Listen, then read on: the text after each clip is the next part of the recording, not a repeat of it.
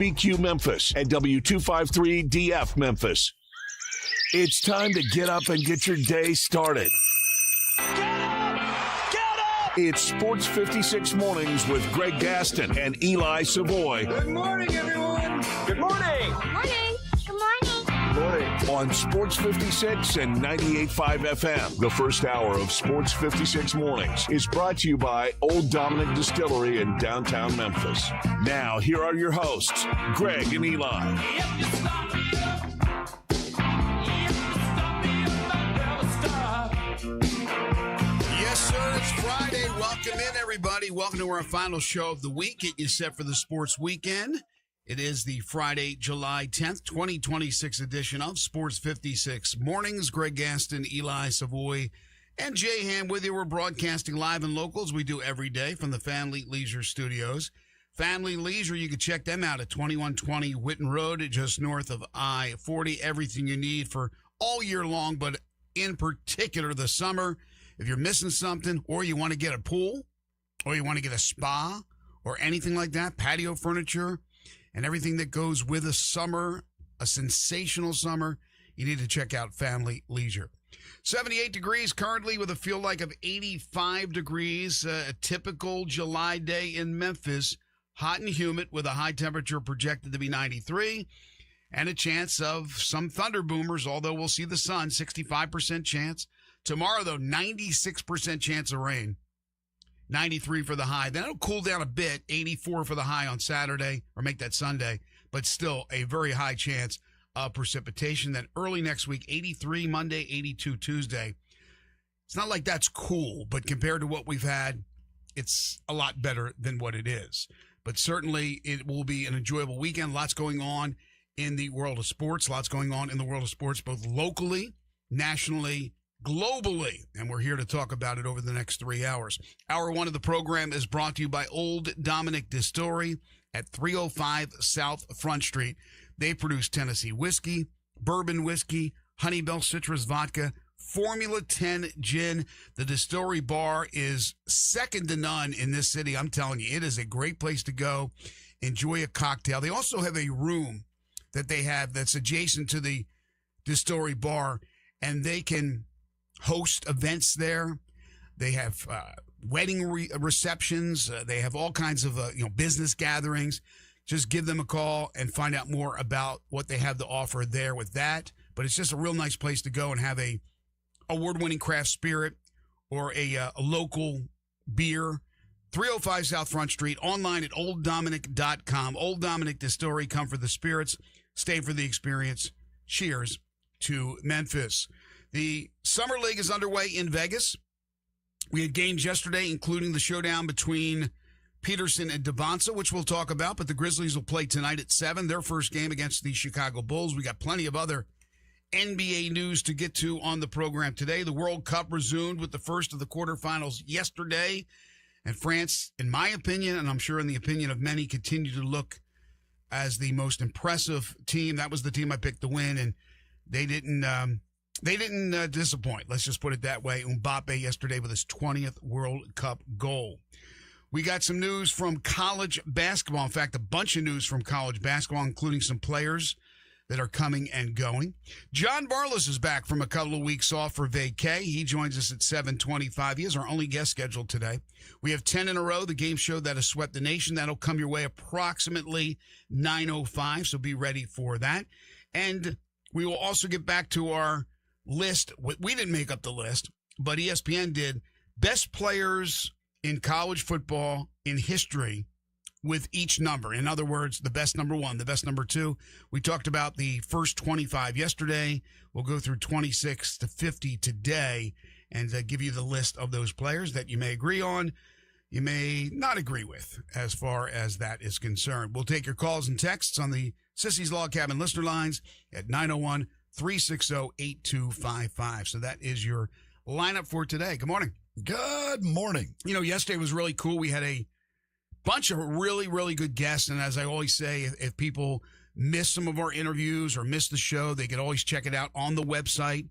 We break down every show hourly. We also put up certain interviews under featured audio, and that included yesterday's interview with Donovan Brazier And Donovan Brazier was one of the athletes on hand last night at this pre-tournament, not pre-tournament, but pre-Ed Murphy Classic get-together. The Classic will begin later this afternoon over at the University of Memphis with track events. And then tomorrow, of course, it's a big day on Beale Street and at Handy Park. We'll have the pole vault, they'll have the shot put. It gets bigger and bigger every year. So that is something that if you're thinking about, look, I got some time. I want to do something this weekend. Think about going over either day or maybe both days to watch the 10th annual Ed Murphy Track and Field Classic, which continues to get bigger and bigger. But yesterday, Brazier was fantastic on our show. So if you missed that interview, you can check it out at your leisure. All right, so all eyes. So let me introduce Jay Ham, of course, our third member. How are you, sir? I'm pretty good. How about you, fellas? Doing good. Were you excited to see the return of Summer League? And I say return because we had Vegas and we had Northern California, but the first day of the Vegas Summer League. I still hadn't watched. You didn't watch any? Still hadn't watched. Are you planning on not watching, or are you doing? Okay, I'll get to it at some point. It's just not a high on the priority. Not high on. Okay. I think I'm on an NBA break. I just had to step away from the NBA. And go I didn't think you were allowed to. As our NBA historian, I didn't think you were allowed to. Well, technically, I'm not really allowed to because it's going to always be something. Somebody's going to always ask me something, and I'll get back in it. And like I said, eventually I will sit down and watch some of it. It'll just come across. But I just hadn't taken part in it yet. Part of it because I was watching some of the soccer from yesterday. Then they had the WNBA had a doubleheader on last night. So I'm staying with what's live and active in front of me and just keep it rolling. Everybody needs a break. Everybody needs a little vacay or a getaway. But basketball, the season rather seems to get longer and longer, or the new season starts earlier and earlier. But Eli, last night it was all about Washington and Utah. We haven't uttered those words often, if not ever, but it was because of the draft picks. A.J. Debonsa, number 1 to Washington, Darren Peterson, number 2 to Utah. Did you watch any of it, and what did you think? Yep, I watched just about the entire thing. I thought both players pressed a little bit, and that's to be understood. I mean, that was a massive crowd for a summer league game, and you've got, basically the entire Wizards team there. You've got other, NBA stars and other people there watching you. I could see where you're probably trying really hard to put on a show. Debonsa struggled to shoot from the outside, but got to the free throw line kind of at will and got to the rim and did what you would expect, had a really nice dunk early in the game. Peterson struggled shooting it, had the turnover issues again as they really threw guys at him and really pressured him to try and force turnovers, and he ended up with 9 fouls as well in the game. I think Debonsa was a little bit better, but couldn't knock down outside shots.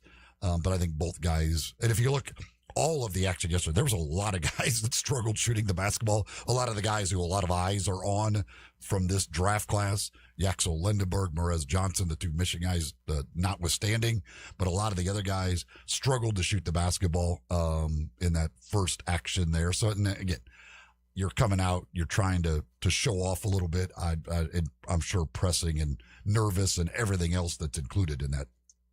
Yeah, look, I think you hit it on the head. We're going to go over some of the stat lines for some of the big-time players. And when I say big-time players, the players that went high in the recent draft.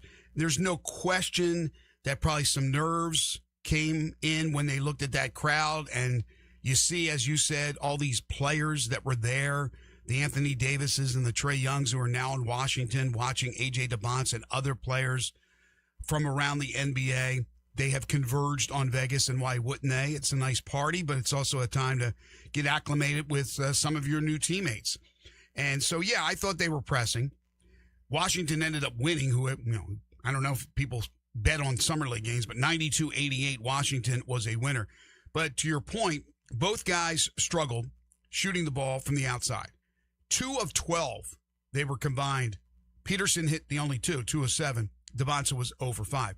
But Debonsa, 27 points. He was 7 of 18 from the field. Again, not great shooting, but had 7 rebounds, couple of assists, couple steals, only 1 turnover. And I believe He committed one personal foul, whatever it was. He seemed to be a little bit better in this structure, in this environment than Peterson was, who may have been putting on a little more pressure on himself than even Debonsa did. He was 6 of 18 from the field, 2 of 7 from 3, 3 rebounds, 3 assists. But as you mentioned, 8 turnovers. And that to me was his welcome to the NBA moment. Sure, it was a summer league game, but I'm sure Peterson had an idea that it wasn't. You're not in Kansas anymore, my friend. It's going to be a little bit different. And they start running 2 guys at you, and they're forcing you to make some bad decisions. Those turnovers add up. The 9 personal fouls. And again, what is it, 10 or is it unlimited? You get 10. You get 10.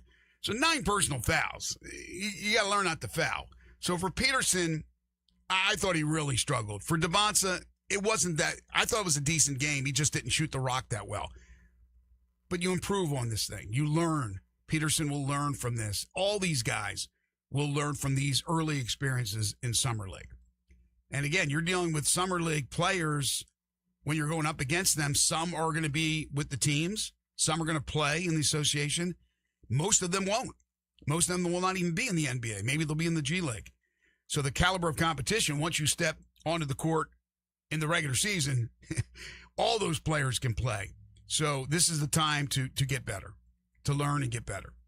You were talking about guys that struggled. Keaton Wagler, 7 points in his debut, 1 of 7 from the field, 1 of 5 from 3, a minus 23. Again, you're going to see a lot of this, but you're also going to see the good. And you mentioned it. Notwithstanding, Morez Johnson, Yaxel Lendenborg. Wow. Morez Johnson Jr., 27 points, 8 rebounds, 3 assists. He had 3 steals. He had 2 blocks. He played like he had played 5 years of the NBA. He actually had good handles for a guy of his size. And remember, Dusty May, the new coach of the Mavericks, when they came to their pick, what was number 10 overall for Dallas or somewhere in that neighborhood? I believe it was number I think 10 it was 9. or 9. Okay. Yeah. And they went with Johnson over Mara, over 10 was Milwaukee. Lendenborg. Okay. So they had the 9th pick. And remember, there was a little bit of buzz like, ooh, we went with Morez. We liked Morez Johnson, but went with Morez over Mara or the crafty Lendenborg. And again, one game does not make a career, but he seemed really, really comfortable. And so he had a real good game. But then Lendenborg had a real good game for Golden State. 21 points in his debut, 8 of 13 from the field, so very efficient. 10 rebounds, 6 assists, double-double for Lendenborg, and showing his ability to distribute as well. So he looked good for Golden State. That was just some of the highlights from day one of what should be a fun summer league. Yeah, and I mean, for Lendenborg, again, he's a more mature guy, and so it's a little bit, you would expect him maybe to come in a little bit more ready because he's 23, 24 years old. These other guys are out there at 19 years old. And, Christian Anderson was a guy who struggled. He went 2 for 11 from the field, 0 for 5 from 3 after he was talked about as the best shooter of that group of point guards. But a guy like Emeka Okori had a really nice game. 20 points for him, 8 of 16 shooting. Kingston Flemings had 8 assists, but only 5 points, 2 of 7 from the field. LeBaron Philon, 18 points, but only 6 of 19 shooting the basketball. You had Acuff go 6 for 20 from the field. He had 19 points again, but struggled shooting the basketball. So again, a lot of these guys just struggled shooting it. Liam McNeely did not struggle shooting the basketball. 7 of 8 from 3 for Liam McNeely in that game between the Hornets and the Magic. But it's again first time out there, especially because again Debonsa and Peterson. I mean, that crowd was like for a summer league game. They had to open up the upper level for that. I mean, and I'm sure tonight with the Grizzlies game there will be a big crowd as well to see Boozer and Wilson go head to head. Not as big a deal as Peterson and DeMonza, but I'm sure there will be a lot of folks that will be interested to watch Boozer and Wilson go head-to-head tonight. To your point about McNeely, you can't go wrong with a UConn shooter. You can't go wrong. Really, you can't go wrong with a UConn player. Well, now, there have been misses. Alex Caravan went 0 so. Right. I'm saying it's not, well, it's one game. Again, there's no guarantee that McNeely's going to make another one. There's no guarantee for anything. And obviously, with UConn, there was the guy named Hassan Thabit. Hashim. I knew I said it wrong. I'm trying to forget. Hashim Thabit. But that was a while ago. Recently, these UConn players, they go into the NBA and they produce. That's what they do. And they usually shoot the ball well. Cam Spencer's one that we have right here in Memphis. But I'm not surprised with McNeely, and I think Caravan will end up being a really good player. But it's going to be up and down. It's going to be up and down for a while for these guys until they establish themselves. But, yeah, tonight I'll be interested to see. We have not gotten word yet, have we, on Lopez? Has he got the green light to play, Kareem Lopez? I have not seen anything as to whether he will be in action tonight or not. Yeah, I really hope that he's able to play. I hope that Walter Clayton Jr. is able to play because I think it's really pivotal for him to show this organization that he's capable. Because last year in his time between Utah and then the trade to Memphis did not look good at all. And I loved him at Florida. So the jury's still out. It's not like the book has been written. But for Lopez, we want to see what this guy's able to do. If he doesn't play at all in the summer league, you just wonder where he'll be in the rotation, if at all in the rotation, to start his NBA career. That's a first-round pick. So we'll see. Hopefully he'll be able to go. We know Boozer will be able to go. Again, 7 o'clock tonight against the Chicago Bulls out in Vegas. Other news from around the association. Steph Curry going public about LeBron James, basically saying, you want to play great basketball, you want to play in a great organization, come to Golden State. So even though they are very low on the odds to land LeBron James, Cleveland now is the favorite, Miami's up there, Philly's now become one of the favorites. I guess you don't want to count. Once Steph Curry starts to talk, maybe you don't count that out just yet. The odds are really, really good. You'd make a lot of money if he landed at Golden State. Now, again, the whole thing. Draymond's on vacation with him, so. Well, that's good. That can't hurt. But the whole Anthony Davis. Well, it might. He might hurt him. Vice versa. Either way. LeBron could hurt him. I'm sure he could hurt LeBron. They're playing golf together. I don't know if they may end up they may end up fighting on the golf course. Who knows? Ring a 7-iron around his neck. When LeBron shanks one, Draymond makes fun of the swing. Rich Paul would never let that happen. You think is he on the trip with him?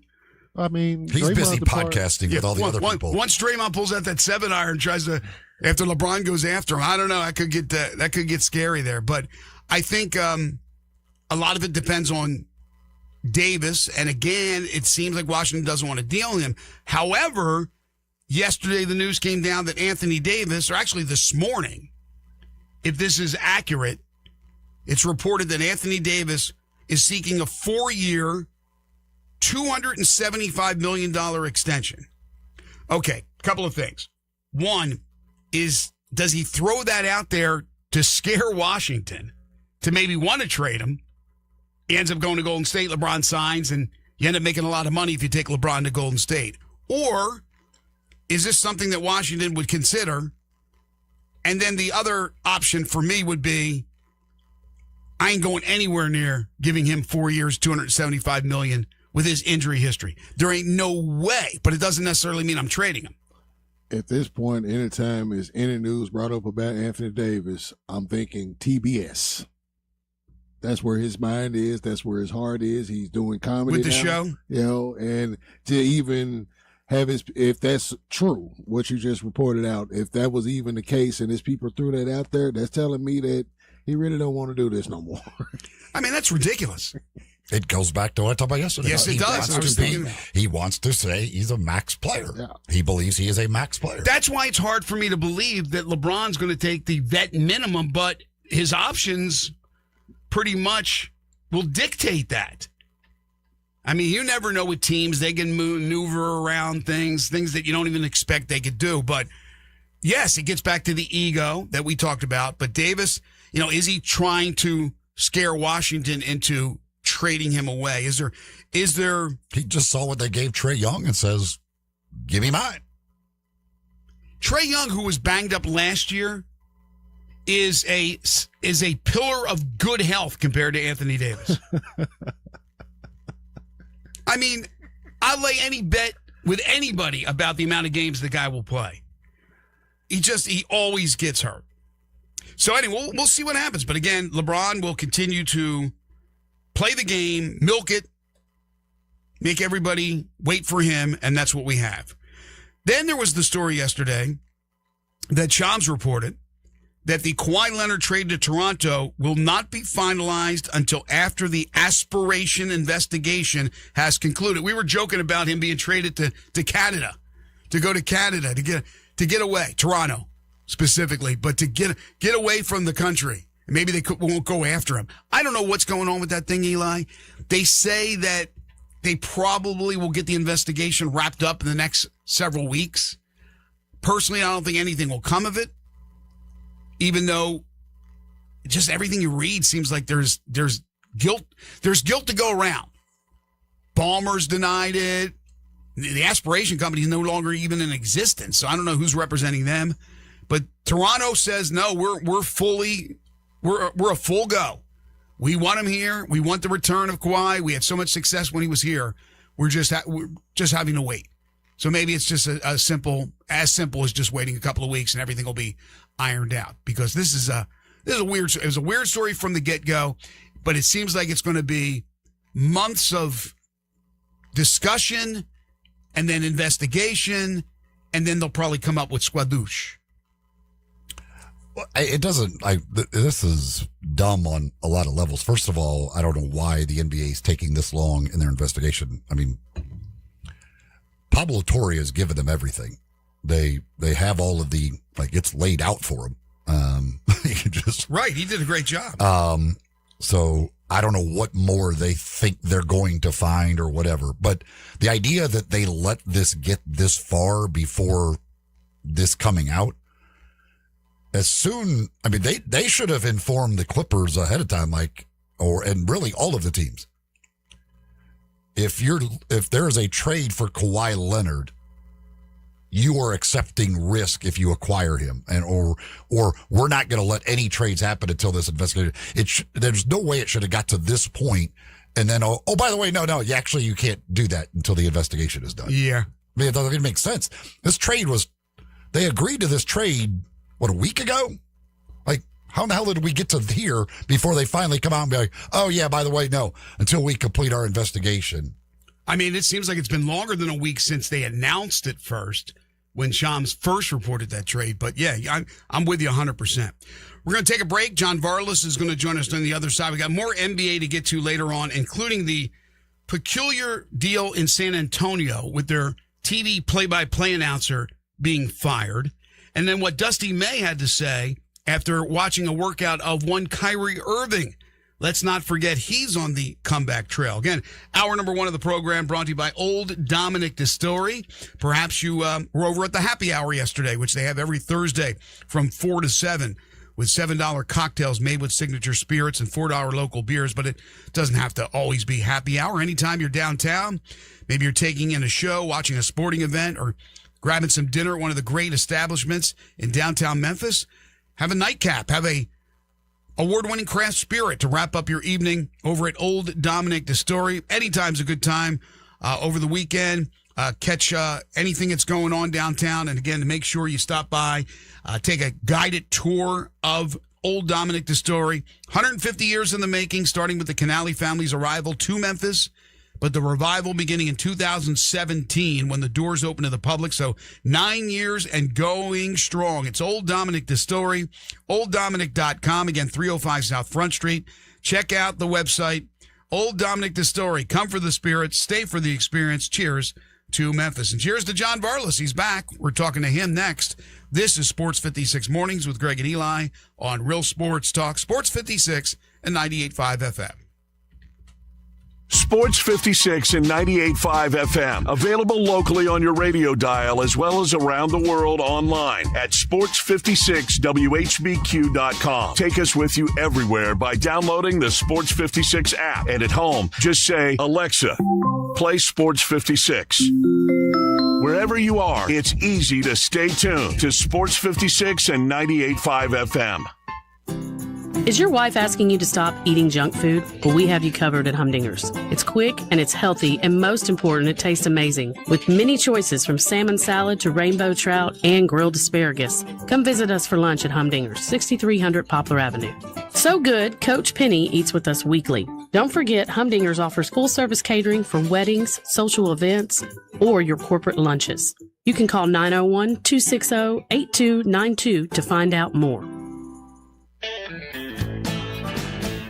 Hi, this is Troy Five-Ash, owner of Five-Ash Roof Services. I wanted to take a minute and discuss advertising with you.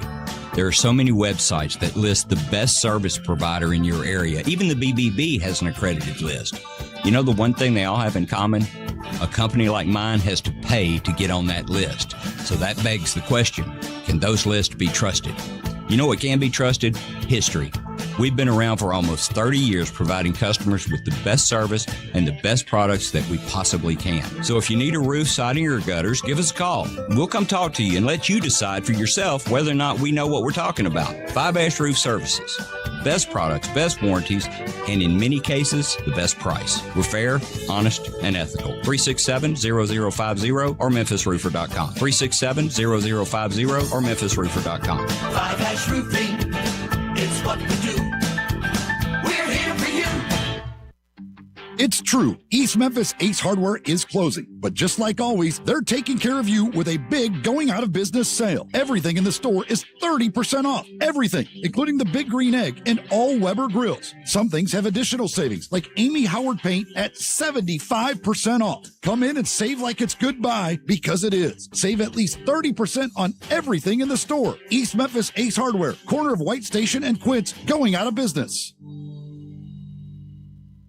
Rebel Nation, get the latest on everything Ole Miss sports with the Cannon Motors of Mississippi Rebel Yell Hotline. Join Rebel insiders Chuck Rounsville, Yancey Porter, and Gary Darby Monday nights at 6 as they break down the latest with the Rebels, along with even more insight from special guests. Rebel Yell Hotline, Mondays at 6 p.m. on WHBQ. Stay up to date with everything going on in Ole Miss athletics with Rebel Yell Hotline every Monday night from 6 to 7 on Sports 56 and 98.5 FM.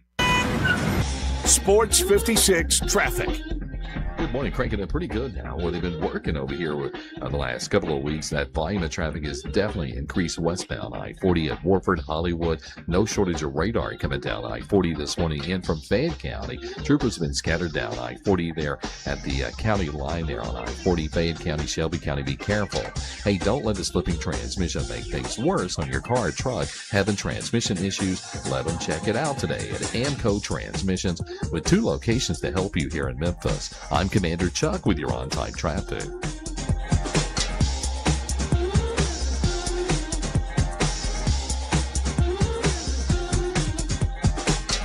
Now back to Sports 56 mornings on Sports 56 and 98.5 FM. This hour is brought to you by Old Dominick Distillery in downtown Memphis. Here once again are Greg Gaston and Eli Savoy.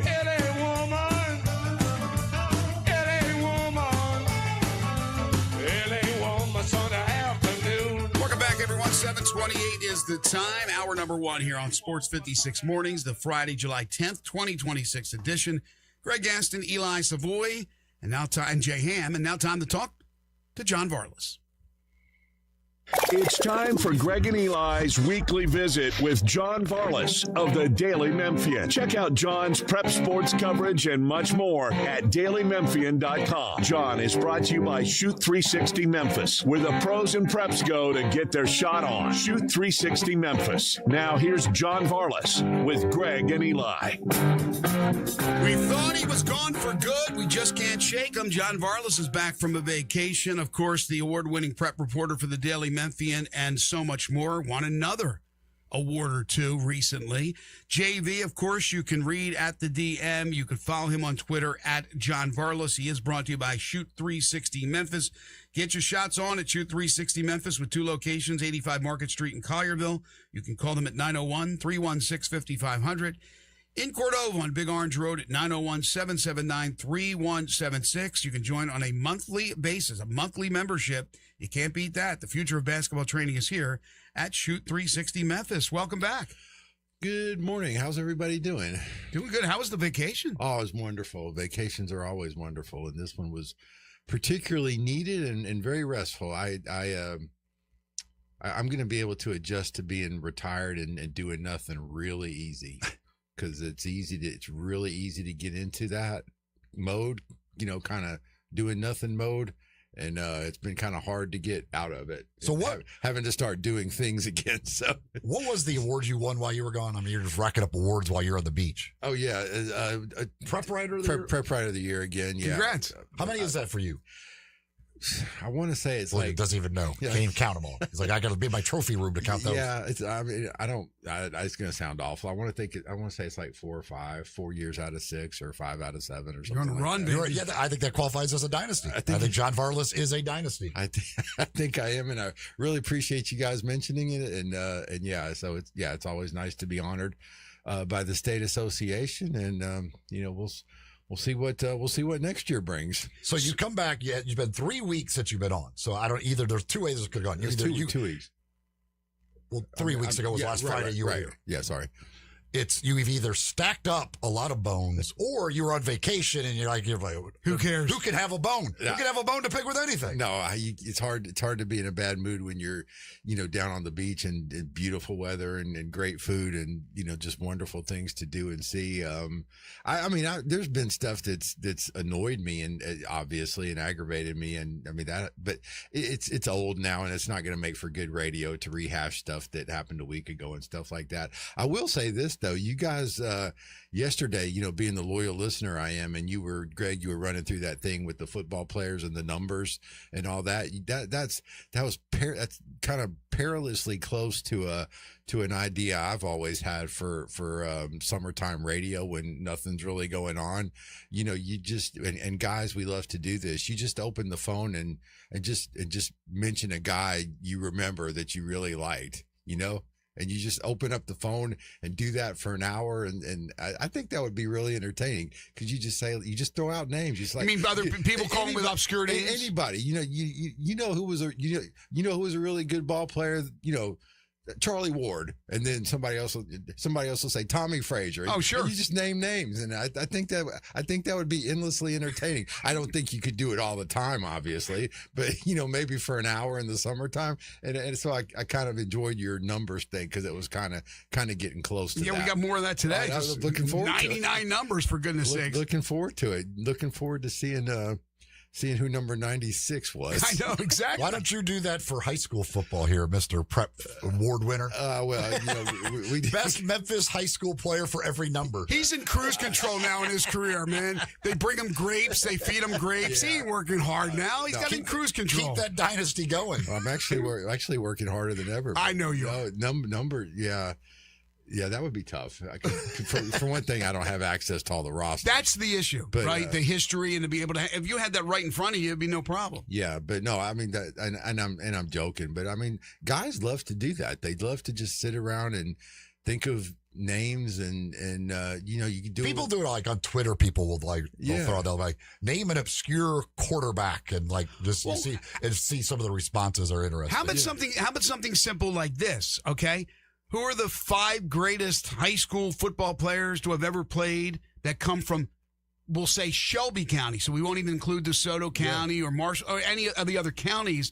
And it's only what you did in high school. Yeah, I mean, right? Yeah. Something like that. That'd be really cool. Like Kenneth Walker, when you now couple in what he's done, Super Bowl MVP, and you look at that and go, I mean, it's hard to beat. But I don't recall, because at that time when he was playing, which wasn't that long ago, I wasn't covering high school sports like I did when I was in television. Yeah, I mean, local TV. I think but you did. Well, I mean, and no disrespect to Kenneth Walker, obviously, but I think if you were going to do what you just said, he wouldn't be in it, Kenneth right? Walker wouldn't be on it. Yeah, I mean, there's just it's a slow time of year, and it's just a, you can do some fun things. So I thought it was kind of cool what you guys were doing. Absolutely. Running through that list. By the way, where do you go? You're down in Destin, that area? No, Orange Beach. Okay. Yeah. I know a lot of people that go there. Oh yeah. There's a lot of Memphis folks that go down there. For my money, you just can't beat it. It's beautiful. It's perfection. And I may have told you guys perfection. For me, it is. I mean, I can't think of anything. There's no place I'd rather be. I've been to many places. God has blessed me. I've been to Canada, Eli's favorite country. Well, yes, if you're going to compare it to Canada, every place is perfect. Every place is compared to Canada. Heck, nothing beats the beaches of Canada. I mean, I've been to Europe. I've been to Argentina. And Orange Beach is your favorite. All the hot spots here in the U.S. Miami, San Diego. I mean, and you're going to Orange Beach. Yeah, I mean, it's just I don't know. Atoka, by the way, second on his list. Hawaii. Have you been to Hawaii? Been to Hawaii. Hawaii's strong. Hawaii. I think most people would prefer Hawaii over Orange Beach. I don't know. Hawaii was really good. It's just special to me, and I've told this. I may have told you guys this story before. I know I've mentioned it to several people, but we were sitting around at home one day, and my wife was on the computer, and she's like, "Have you ever heard of this place called Orange Beach, Alabama? It's really close. It's only like 7 miles away. We could drive there really easy. It looks really pretty." And I'm like, "No, I never heard of it." And that's the thing. I'd never heard of it. It's essentially right at our doorstep. I mean, it's an easy 7-hour drive. You just drive through Mississippi and cut down through Mobile, and you're there. Is it part of the Redneck Riviera? I don't know what that means. You've never heard of that saying? No. Gosh, I've heard of that saying, and I've been to Destin one time. I've been in that area. Yeah, no, it's right there on the border between Alabama and Florida. Floribama. It's my happy place. Let's face it. I mean, it's a personal thing, but good for you. That's my happy place. You say Orange Beach better than South Beach? We went to South Beach. I mean, that was really crowded, and it's not for us. I mean, it's a whole different thing. Yeah, it was beautiful. I mean, Miami's awesome. They got a wonderful zoo in Miami. There's tons to do there. Yeah, Miami. Zoo. Miami's awesome. I've never been to the Miami Zoo. I don't even know where the Miami Zoo is. It's a great. It's usually on South Beach after 11 o'clock. Great. That's the Miami Zoo. Just spent some time in Miami. We did not go to the zoo. Great zoo. One of the 3 best zoos in the country, in my opinion. Okay, give us your zoo right. San Diego, probably. San Diego, obviously. See, the San Diego Zoo is like an amusement park with animals. I mean, really? It really I've is. never been there. Have you been to the Columbus Zoo? I heard that's great. Not that. Heard that's great. I mean, and the St. Louis Zoo. I mean, I was wondering. I thought you were going to go. I've never been to the St. Louis Zoo. I've heard of the best thing about the St. Louis Zoo is it's free. Yeah. You pay to park. Okay, but taking that out of consideration, is it better than the Memphis Zoo? The St. Louis Zoo? Yeah. Oh, Memphis Zoo's great. No disrespect to the Memphis Zoo, but the St. Louis Zoo is like we're talking France versus Cape Verde. Really? Yeah. Hey, don't knock Cape Verde here. National Zoo. Cape Verde might. Cape Verde had its fans. And National Zoo in D.C. is great. Yeah, I've never been to the Bronx Zoo. I heard the Bronx Zoo is pretty good. Yeah. No, I prefer Brookfield Zoo in Chicago. I went. Never been there. Favorite of the two. They got 2 zoos. They got 2 zoos. Lincoln Park, but I prefer Brookfield. Went to that one when I was a kid, probably many years ago. But yeah, the rainforest is unbelievable. Yeah, the St. Louis Zoo is awesome. I mean, it's right there in Grant Park, and it's really cool.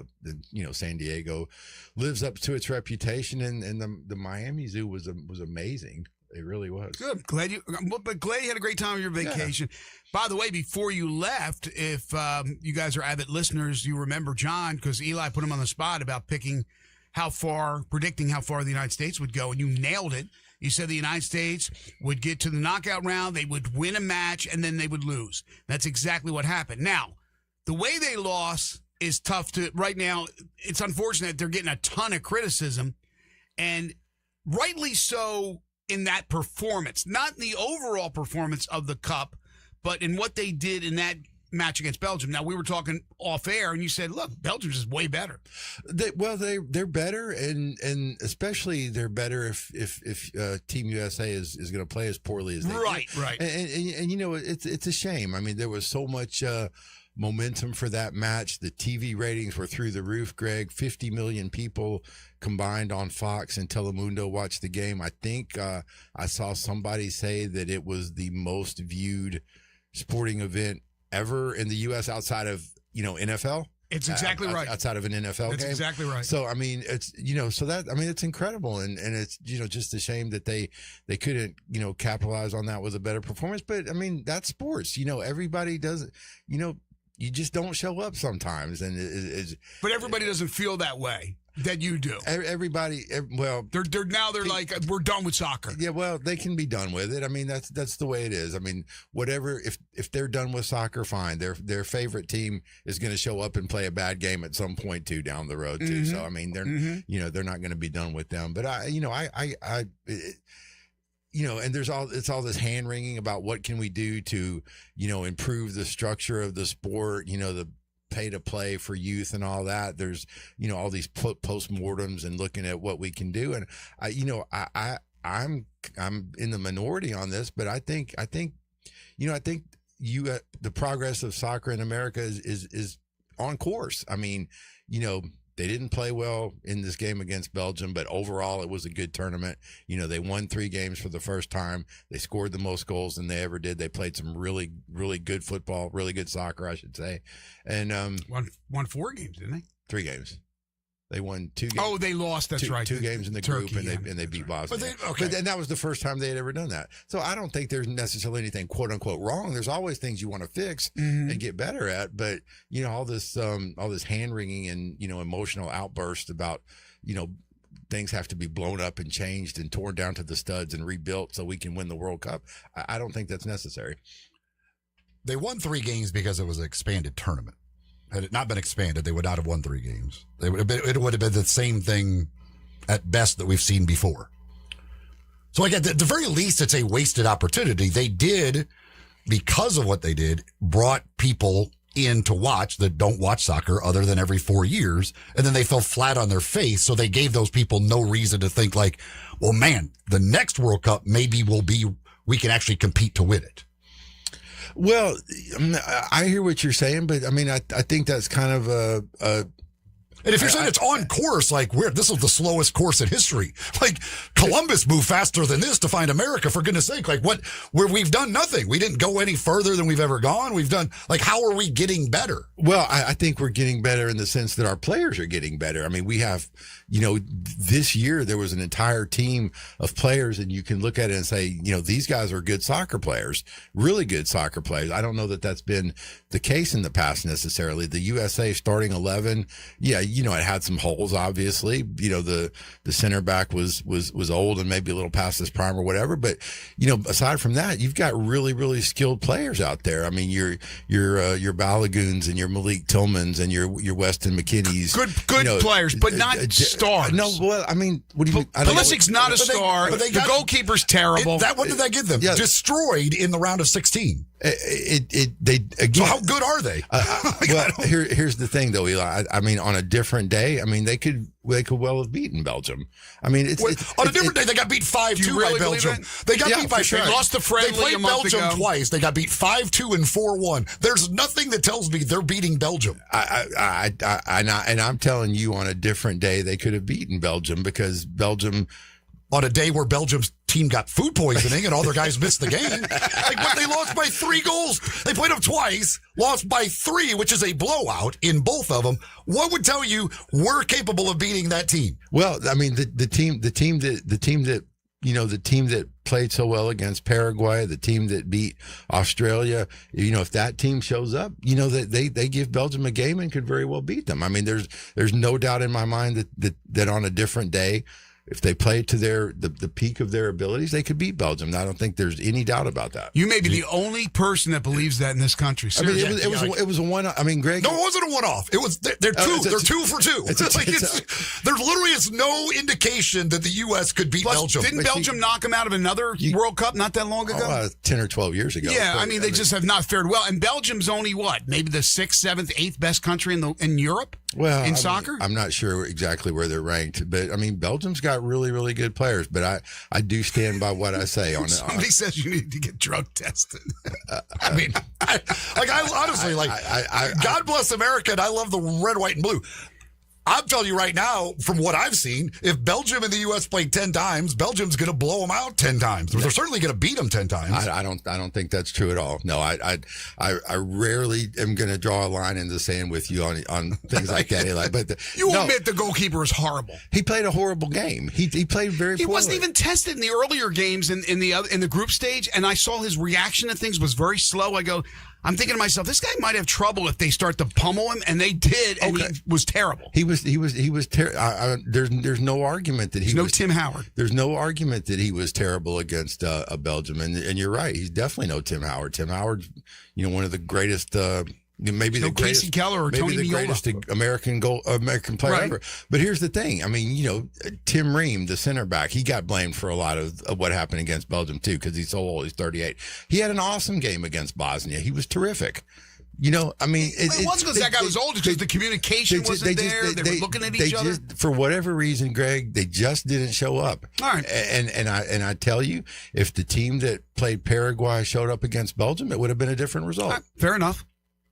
Or if Belgium had been Paraguay in that game, maybe that would have been a different result. Like, maybe it's just Paraguay's not nearly as good as Belgium.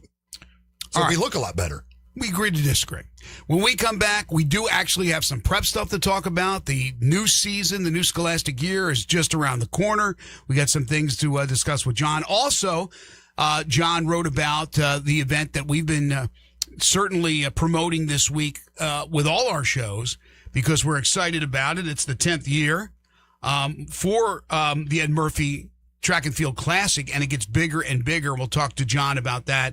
Events starting this afternoon over at the University of Memphis and then continuing tomorrow down on Beale Street. We'll do that with John in our final segment in hour number 1. Again, John brought to you by the great folks at Shoot 360 Memphis. Call them in Collierville at 901-316-5500 or stop by 85 Market Street. In Cordova, that number is 901-779-3176. Big Orange Road. They sponsor John's segment every Friday. The future of basketball training is here at Shoot 360 Memphis. You're tuned into Sports 56 Mornings with Greg and Eli on Real Sports Talk, Sports 56 and 98.5 FM. Did you miss your favorite Sports 56 show? No! Check out the podcast, broken down hourly at sports56whbq.com or wherever you get your podcasts. Be sure to like and subscribe. Never miss any Sports 56 show again with our podcasts available daily from Sports 56 and 98.5 FM. You know that feeling when something is supposed to be complicated and then it's not? That's the Dobbs Brothers way. For your new Chevrolet, there's no games, no runaround, no surprises. Just straight answers from people who actually mean them. Buying a car shouldn't feel like a battle. And at Dobbs Brothers Chevrolet, it doesn't. Trust, transparency, and driving our community forward. That's the Dobbs Brothers way. Shop Dobbs Brothers Chevrolet of Bartlett today. Huey's has been serving the Memphis community since 1970. In this local, family-owned restaurant, you'll find a casual setting and laid-back atmosphere, where entertainment includes writing on graffiti walls and listening to live music every Sunday. Huey's has been voted best burger in Memphis every year since 1984, and most kid-friendly for more than 30 years. With 10 locations across Memphis and North Mississippi, there's sure to be a Huey's close by. Huey's Restaurants, blues, brews, and burgers for over 55 years. It's time to get your backyard ready for the ultimate pool party with a little help from Family Leisure. If you've been sitting on the fence about taking the plunge with a pool, now's the time to take the dive. You want an above-ground pool? Done. Starting at $39.99, and that's with installation. You want an in-ground pool? Take your pick. They start at under $50,000. Accessorize that pool with a patio furniture set starting at just $9.99. Outdoor sectionals? They start at $12.99. In fact, all in-stock patio furniture sets are priced to move. And with select patio furniture sets, you'll get a free umbrella and base. Okay, you aren't looking to get into a pool just yet? Family Leisure has hot tubs that start at just $34.99. Get in shape or stay in shape with a swim spa starting at $16.99. Get your backyard, front yard, side yard, whatever, ready for fun. Family Leisure, Whitten Road at I-40, for family and fun come together. NSD is the way to go. Call 68370. This is Parker Trotz with NST Injury Attorneys. After a car accident, money is on the line, and that's why one call can change everything. For over 35 years, we've gone toe-to-toe with insurance companies and won billions for our clients. NST is the way to go. Call 68370. They've got the fight, they've got the heart. NST is the way to go. Call 683-7000 or visit nstlaw.com. Now back to Sports 56 Mornings on Sports 56 and 98.5 FM. This hour is brought to you by Old Dominick Distillery in downtown Memphis. Here once again are Greg Gaston and Eli Savoy. That's me in the corner. Welcome back, everybody. 7:50 is the time. By the way, somebody texted in and said Varlas is on the most remote island alone as possible regarding the U.S. men's national team. How is the beach on your remote island? Is it better than Orange Beach? Well, it doesn't have a bunch of weirdos on it No, I think it has one. I can't tell from this text from Jarvo if he's maybe pro Varlas's side or he's I'm going to guess Jarvo's on Varlas's side because he's saying positive things about Belgium had extra motive. Now, there's no question in my mind, because we talked about it, that Belgium had the extra motivation after they allowed Flo back. They were like, okay, we're going to show them. We're going to really kick their tail either way, but we're really now going in to embarrass them. Whereas the United States, I think they wilted because there was more pressure on them. They're like, oh gosh, okay, now we got our guy back. We have no excuses. And they started to point fingers at each other. They weren't communicating. But, Jarvo says, yeah, Belgium had extra motivation from the whole Balogun thing. They played like it, while the U.S. wilted and looked nothing like it did in previous matches. Tentative, non-aggressive, like the moment was too big. That's everything that we've said, so I agree with that. But John is going as far as saying that it doesn't mean that when they play again that the United States wouldn't win that match. And Eli and I are like, no. I think there's a big difference between the United States and Belgium right now. I'm saying I'm telling you though that on a different day, had the U.S. come out and played up to its capabilities, they might still be playing now. That's all I'm saying. I don't think that's hugely controversial. Okay, no. We'll make it controversial. Belgium is not France. No, they're not. That's the whole point. They're not 1970 That's why I don't believe that the U.S. is on some great course. That's what he's saying. Like, Belgium isn't even special, and they are way better than we are. I don't know how you could say U.S. soccer is like on some great trajectory. They're right where they've been. Yeah, but again, well, maybe they're on the Japanese 100-year plan. Well, which is true. They did they said we're doing a thing for 100 years to win a World Cup. I heard about that, and I hope it works for them. 100 years, we won't be around, but maybe it'll work. Well, I hope it works for them. Switching gears, the Ed Murphy track and field event, 10th year of this classic. Started out as a small thing. It continues to snowball. Daily Memphian track correspondent, as well as the golf correspondent, the soccer correspondent. That's why you're winning all the awards. And our DP World Tour correspondent. That's right. So yesterday I was at an event and saw a bunch of these athletes. It's amazing when a bus pulls up and these athletes come out and you're like, oh my gosh. I mean, there's not like an ounce of fat on any of them. They're all perfectly, they're the best track athletes. Now, the shot putters are a little bit different, big dudes.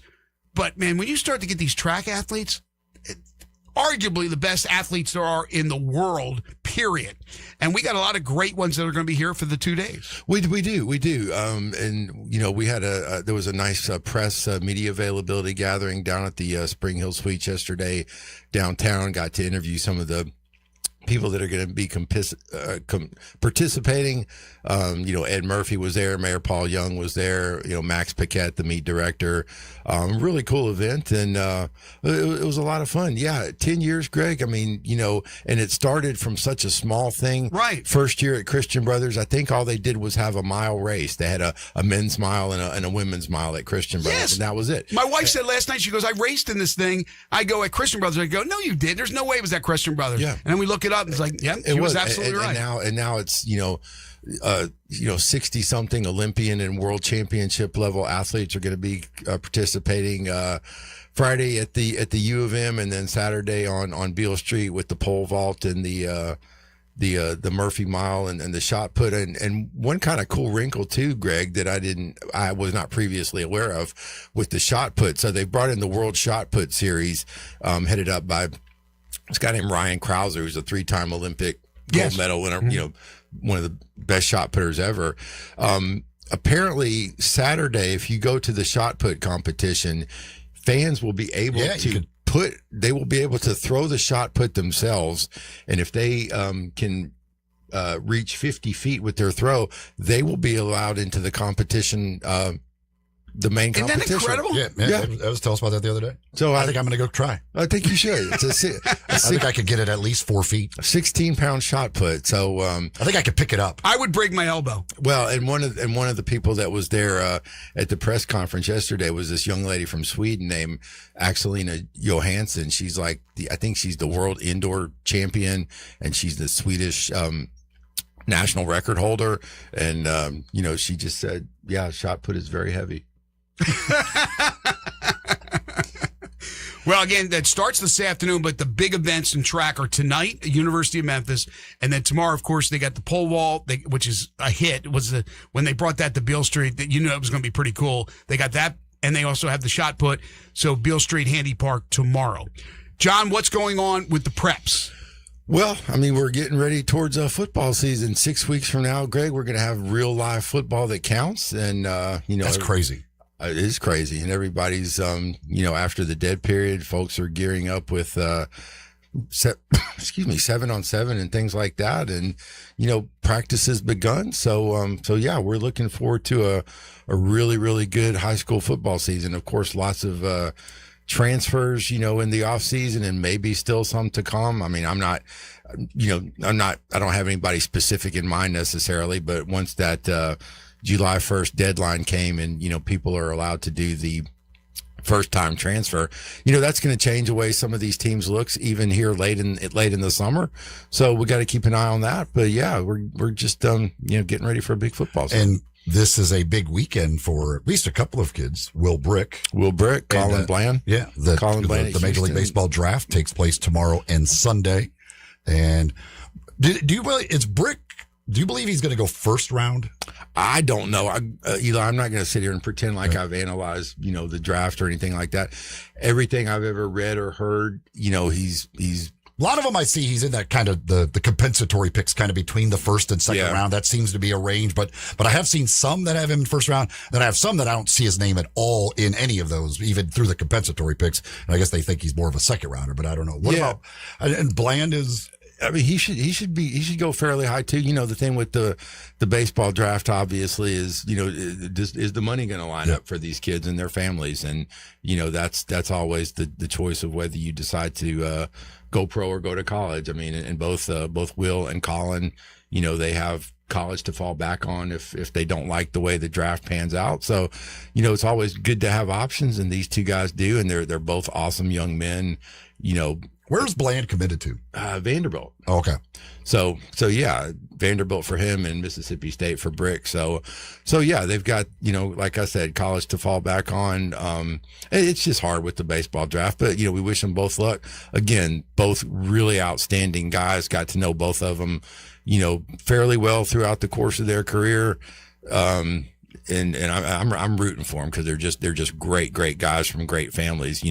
Throwing baseball completely out of the equation. They're really terrific young men. Eli, have they changed the rule yet with baseball? And if you go to college, you're committed to 3 years. Weren't they talking about changing that or move? Well, that was the proposal that the MLB for this new collective bargaining agreement had some proposals in there, but no, nothing has changed. Everything's still the same. Either you go right to professional baseball, or if you go to college, you're committed for the 3 years. Unless you're a certain age, you could get out in 2, but that's something that could be changed down the road.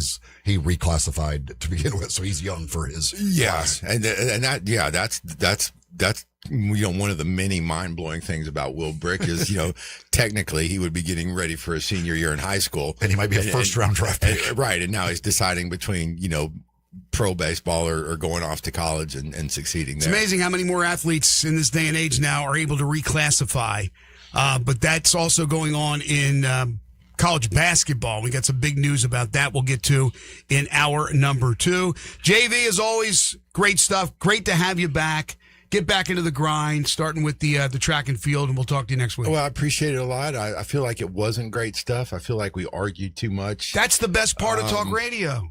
But we've done it for 21 years. Thank you guys for having me, and I will look forward to continuing the countdown. Can't wait to see who number 28 is. Thanks, my friend. John Varlas, read him at the Daily Memphian. Follow him on Twitter at John Varlas. He's with us every single Friday. He's a lover, not a fighter. You know that by now. You're tuned in to Sports 56 Mornings with Greg and Eli on Real Sports Talk, Sports 56, 98.5 FM. Not only can you listen to your favorite shows on Sports 56, you can also watch video of the shows live on Twitter and YouTube. Watch and listen every day at Sports 56 WHBQ. Admit it.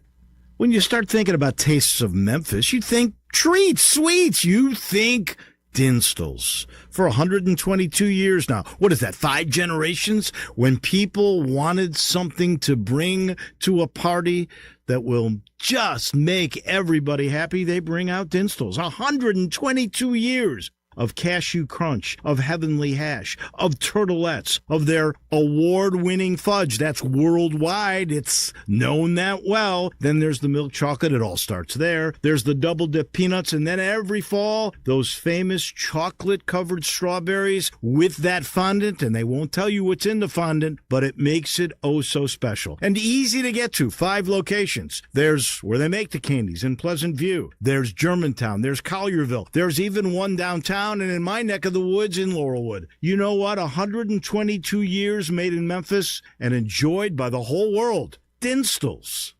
What do parents think of back to school at Staples, where supplies start at just 25 cents?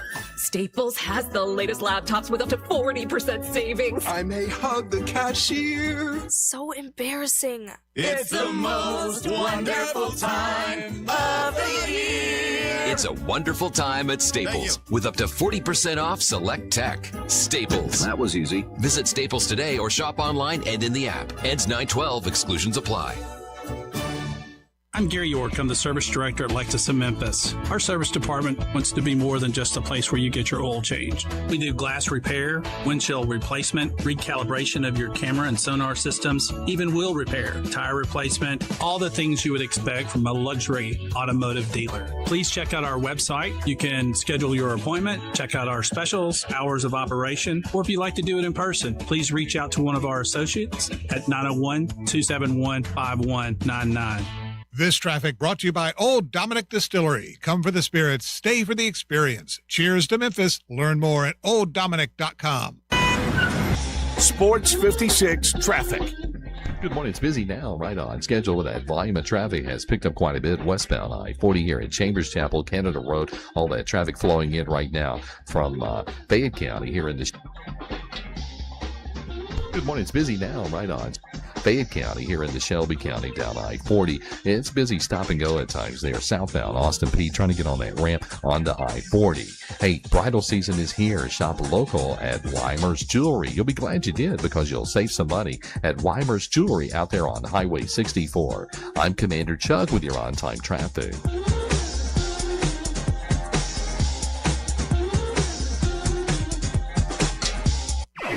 We are Sports 56, WHBQ Memphis, and W253DF Memphis with John Harden. Weekdays from 11 to 1. Now, back to Sports 56 Mornings. Isn't it a lovely morning? On Sports 56 and 98.5 FM. This hour brought to you by James Gaddis Jewelers. Here once again, Greg Gaston and Eli Savoy.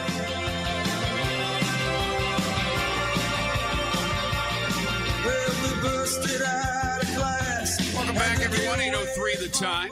Hour 2 here on Sports 56 Mornings. Greg Gaston, Eli Savoy, Jay Ham. We're broadcasting live and local from the Family Leisure Studios.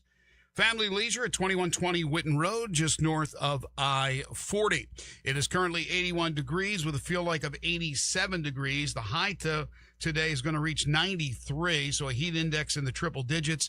About a 65% chance of a thunderstorm. but more sun than clouds. Tomorrow, more clouds than sun, and about an 85% chance of thunderstorms. Also, the high of 93 before the temperatures dip a bit. 84 Sunday, 83 Monday, and 82 Tuesday, the projected high temperatures. Hour 2 of the program is brought to you by James Gaddis Jewelers. Every Monday and Friday, they bring you the Memphis Sports Fact. I forgot to put one together today for today's show, so I'll just tell you this. For your local viewing pleasure tonight, the Memphis Hound Dogs in their second to final home game as they will go at it today against Arkansas. We had Cormonte Hamilton on the program yesterday. He was a great guest, by the way. And also, as I mentioned, the Ed Murphy Classic also taking place tonight over at the University of Memphis and tomorrow on Beale Street and Handy Park. James Gaddis Jewelers, open Monday through Friday, 10 to 5, Saturday, 10 to 4, closed on Sunday. They are your family's jeweler for all your jewelry needs. If you just need a simple cleaning or a resetting of your rock, whatever the case may be, fingers get bigger, you lose weight, they shrink, and that means you need to adjust your jewelry. James can do that for you. They got 2 bench jewelers ready to serve you daily. You need something appraised. James is a certified appraiser. They will buy your gold, diamonds, and silver, and the gold prices are astronomical. And, of course, they are your bridal engagement and anniversary jeweler headquarters. So for all your needs for your engagement, if you're going to pop the question later this summer or this fall, make sure that James Gaddis Jewelers is one of the jewelers you check out for those beautiful diamond engagement rings, natural earth diamonds, and the lab-grown diamonds as well. And for all your other jewelry needs, James Gaddis Jewelers, 4900 Poplar between Mendenhall and St. Nick, and on the web at gaddisjewelers.com. All right, so I mentioned we were talking about reclassifying. It just seems like the last 10 years, there's been a lot more reclassification than years ago when I started in the media, which was in 84. My first year in TV was 85. I just don't remember talking about athletes, high school kids reclassifying.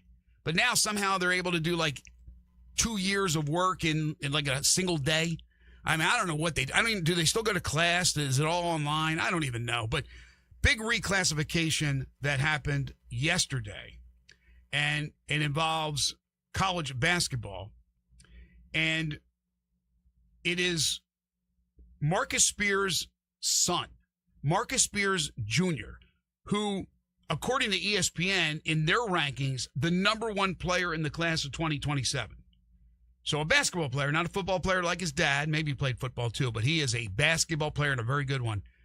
So he's reclassified now to 2026. He'll be with Texas. That's where he's going to play. The Texas Longhorns, and just so happens that the Memphis Tigers will play Texas this year in the first of a home-and-home. That will be on December 16th in Austin. So Marcus Spears Jr. will be a part of that Texas Longhorns team. Yeah, huge get for Texas because he has to be in college for 2 years. He is not eligible for the draft next year because of his age. So, no. It doesn't mean he spends 2 years at Texas. I guess. Right. So Texas has him for 1. We know that. And then we'll see what happens from there. But that's a massive get for Sean Miller and company down there at Texas. Marcus Spears is producing some athletes because isn't his daughter a big-time volleyball player? Oh, yeah. Like, she was one of the top volleyball players in the nation. Best in the nation. Is she going to college this year, too? Like, was she 1 year, or was she already in college? I thought she is going into her first year of college too. I think that was I think you're right. I think I remember him talking on ESPN about her recruitment, and I don't remember where she's ended up going. She's at Texas. Is it Texas? Yeah, she's at Texas. But yeah, shocking that Marcus Spears is producing. He and his wife. He is producing some athletes out there. But not football players. Not football. Hey, smart. Stay away from the CTE. But yeah, college basketball had they got him, and then the foreign kid going to UCLA. Mick Cronin, how about that? Who's also got to be in college for 2 years. And he's projected as like the possible number 1 overall pick in the 2028 draft. Yeah, Nicola Costa Rica. Yeah, I don't know how to pronounce it. Headed to UCLA. But Mick they're Cronin both gets 17 years old, so not eligible till 2028 for the draft. But yeah, that kid is right now, I think, is the projected number 1 overall pick. Yes, he is. In the 2028 draft. So some massive gets for some teams yesterday. Other college hoop news. The NCAA has picked Wichita, the city of Wichita, as the other Dayton, let's just say, for the next 2 seasons, hosting the opening round of the tournament. With the expansion of the tournament, they now needed that second city. They went once again with a fairly centrally located city in Wichita. And it's only 2 years. So I don't know if that means they're just going to move it around after that, or it's just they want to test the 2 years at Wichita. See, if they like, because Dayton is pretty much, that's solid. That's not changing. Dayton draws well. And if Wichita, I was just having this conversation actually the other night about what that other site would be. My suggestion was Creighton, because I said, you got to get a city that, like, not much else happening. Right. Like, they love college basketball. Omaha, right. And you do, like, they'll go because they don't care. And Wichita, Omaha, same type thing. Like, they like the college basketball, and I think it's just like Dayton. You could put whatever teams there. I think those people will take advantage of college basketball in town, and it will draw well. Yeah, because even like when TBT, they start up next week, one of their sites usually is Wichita. Yeah. Just because they generally draw. How are the Shockers drawing now as a program compared to when they were really good? They were drawing great. When they had Greg Marshall but there. And when Memphis goes and plays at Wichita State, that's something probably I need to ask like a Jason Munns, how they draw. Right. But yes, that they're going to be looked at with and evaluated. Yeah. And in 2 years, if they don't feel that the attendance is what they need it to be, they'll move to another site. I was inquiring. I knew this was a long shot, but I was inquiring with some people. I never got the answer whether or not Memphis put in a bid. They did. They did? Yes. Okay. I figured Memphis would because, again, you're talking about fairly centrally located. And that's what they weren't putting the site on the East Coast or on the West Coast or down in Miami. It was going to be somewhere in the middle of the country. We're fairly close to the middle of the country. So I thought Memphis would be a good spot, and we are a basketball city. And we have a little bit better weather around that time of the year than they would in Dayton and in Wichita, too. So I don't think we're far enough west, I think. Plus, everybody hates us. You got to throw in that factor. Yeah. But to me, it's like, I think Wichita, again, I thought Omaha, just with Creighton, like those people, like you get that part of the country, like they'll be like, yeah, what the hell, there's basketball in town? We got nothing else to do. They're like, we got nothing else going on. Yeah, let's head on over and watch the basketball. A basketball state like Kansas with Wichita. Yeah. See, any city that that sounds good when you're calling out signals in football. You go Omaha. You go Wichita. Yeah. You get Memphis. It doesn't have that same ring to it. All right. So we got Summer League action going on today, after day one yesterday. We talked earlier about the Washington-Utah showdown. The Grizzlies tonight against the Chicago Bulls, and still no word on whether Kareem Lopez will get the green light to be able to play and suit up for the first time. He wasn't able to in Salt Lake City. And we'll also find out, I'm sure, about Walter Clayton Jr. and his status for the Las Vegas Summer League. Other news from the world of sports. Scotty Scheffler is headed for his first missed cut in 4 years, unless the line moves, unless the cut line moves. This is incredible. First missed cut in 4 years. The Scottish Open is what's going on right now. Preparation for next week's Open Championship. Scotty's the defending champ, right? Scotty win last year? Win what? The Open.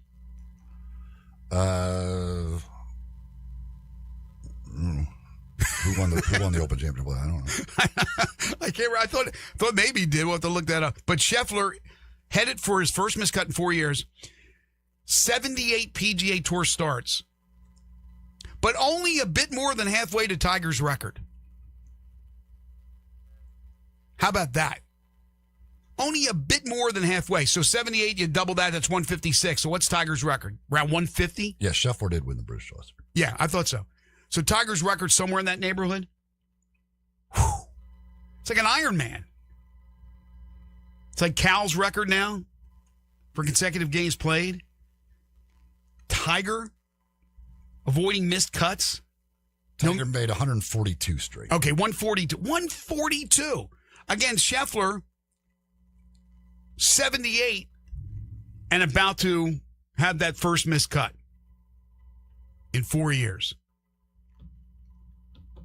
That says a lot about Scotty, how great he is, but it says a lot more about Tiger and how the thing is, great he is. It's obviously Scheffler's also like Scheffler plays a lot. Like a lot of the tournaments now, Scheffler plays. There isn't even a cut. because these elevated events, stuff like that, you don't even have to beat anybody. Like so, that's a good point. Like Tiger was doing it when it was full field events, and he only played the elite ones. He didn't play the John Deere Classics. Like he was playing against the best of the best, and had to there was 144 of them, and he still did it 142 straight times. That's why, as great as Scotty Scheffler is, and he is great, Scotty and Rory and those guys that are playing now, and who knows when their careers are over, we'll look back and evaluate at that point. But they're not Tiger. There's nobody like Tiger other than Jack. Tiger Woods, those records, as we were talking about during the break, and he still holds so many of them. But yeah, that's interesting. And maybe that'll give Scheffler a little bit more motivation. Not that he needs it, because when he's out there on the course, he's pretty much dialed in. He's not a fan. He's a fan favorite in the sense that people like winners, but he's just not a real. I don't know. I don't want to say he's not likable. He's just not warm and fuzzy. You just don't see that with Scotty Scheffler. But he's dialed in, so there's something to say about his competitiveness. Yeah, and the cut line now has moved to -2, so it's almost guaranteed at this point that he is not going to make the cut. Last missed cut, the 2022 FedEx St. Jude Championship. Weird things happen when they come to Memphis. Like last year when Lucas Glover won. That seemed to be out of nowhere. The next longest streak now, Matt Fitzpatrick at 28. I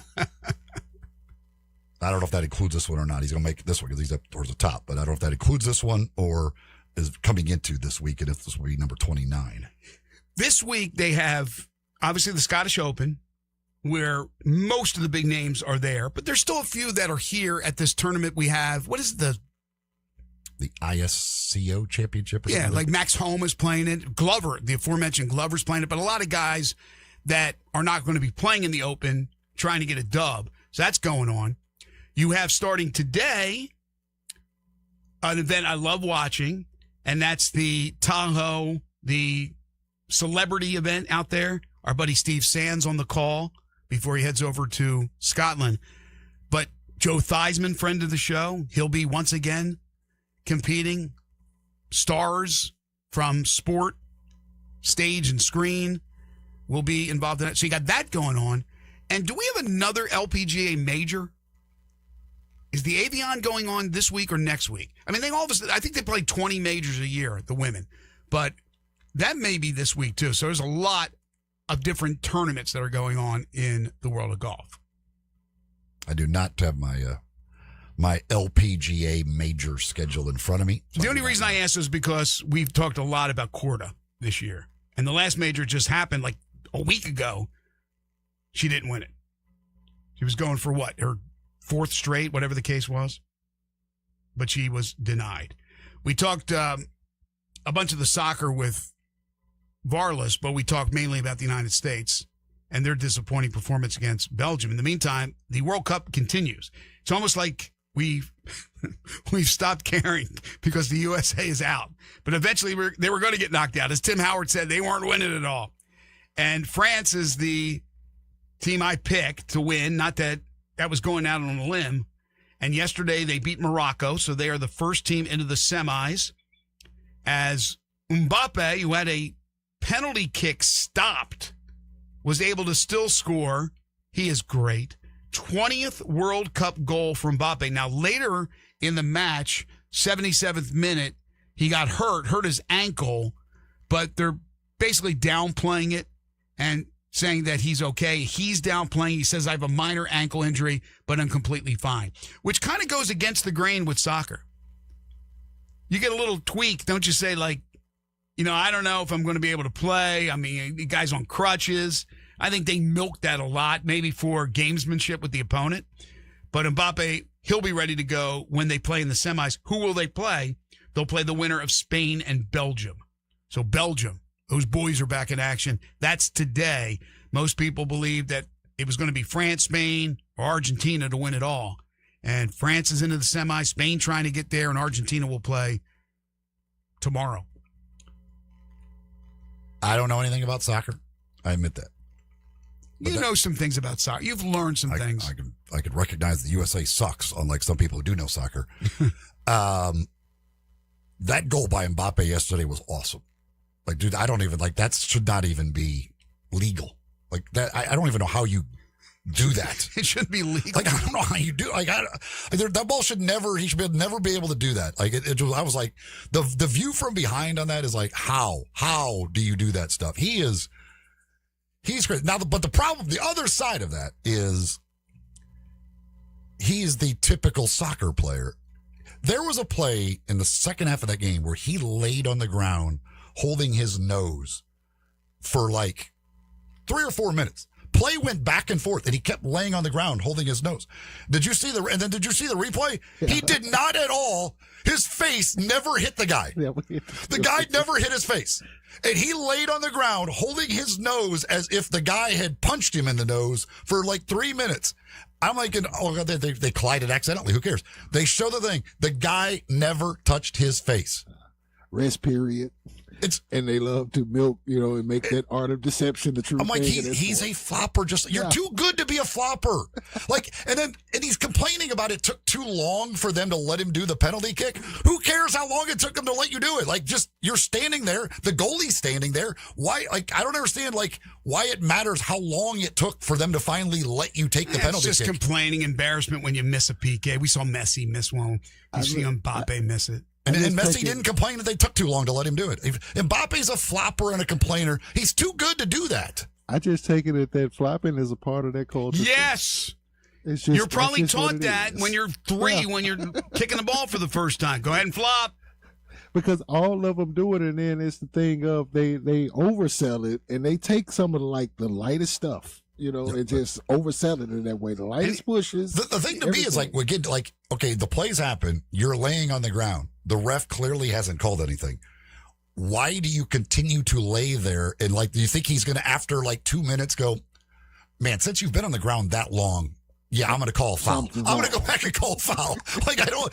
Dude, get up. The play is continuing. You clearly didn't get it with your faking. Get up and move along. The ref's near you. The dude's got his eyes closed, and then he peeks when the ref leaves. He's still on the. Yeah, we've seen it so many times during this World Cup. The dude's laying there, like Eli said. They're not going to call anything.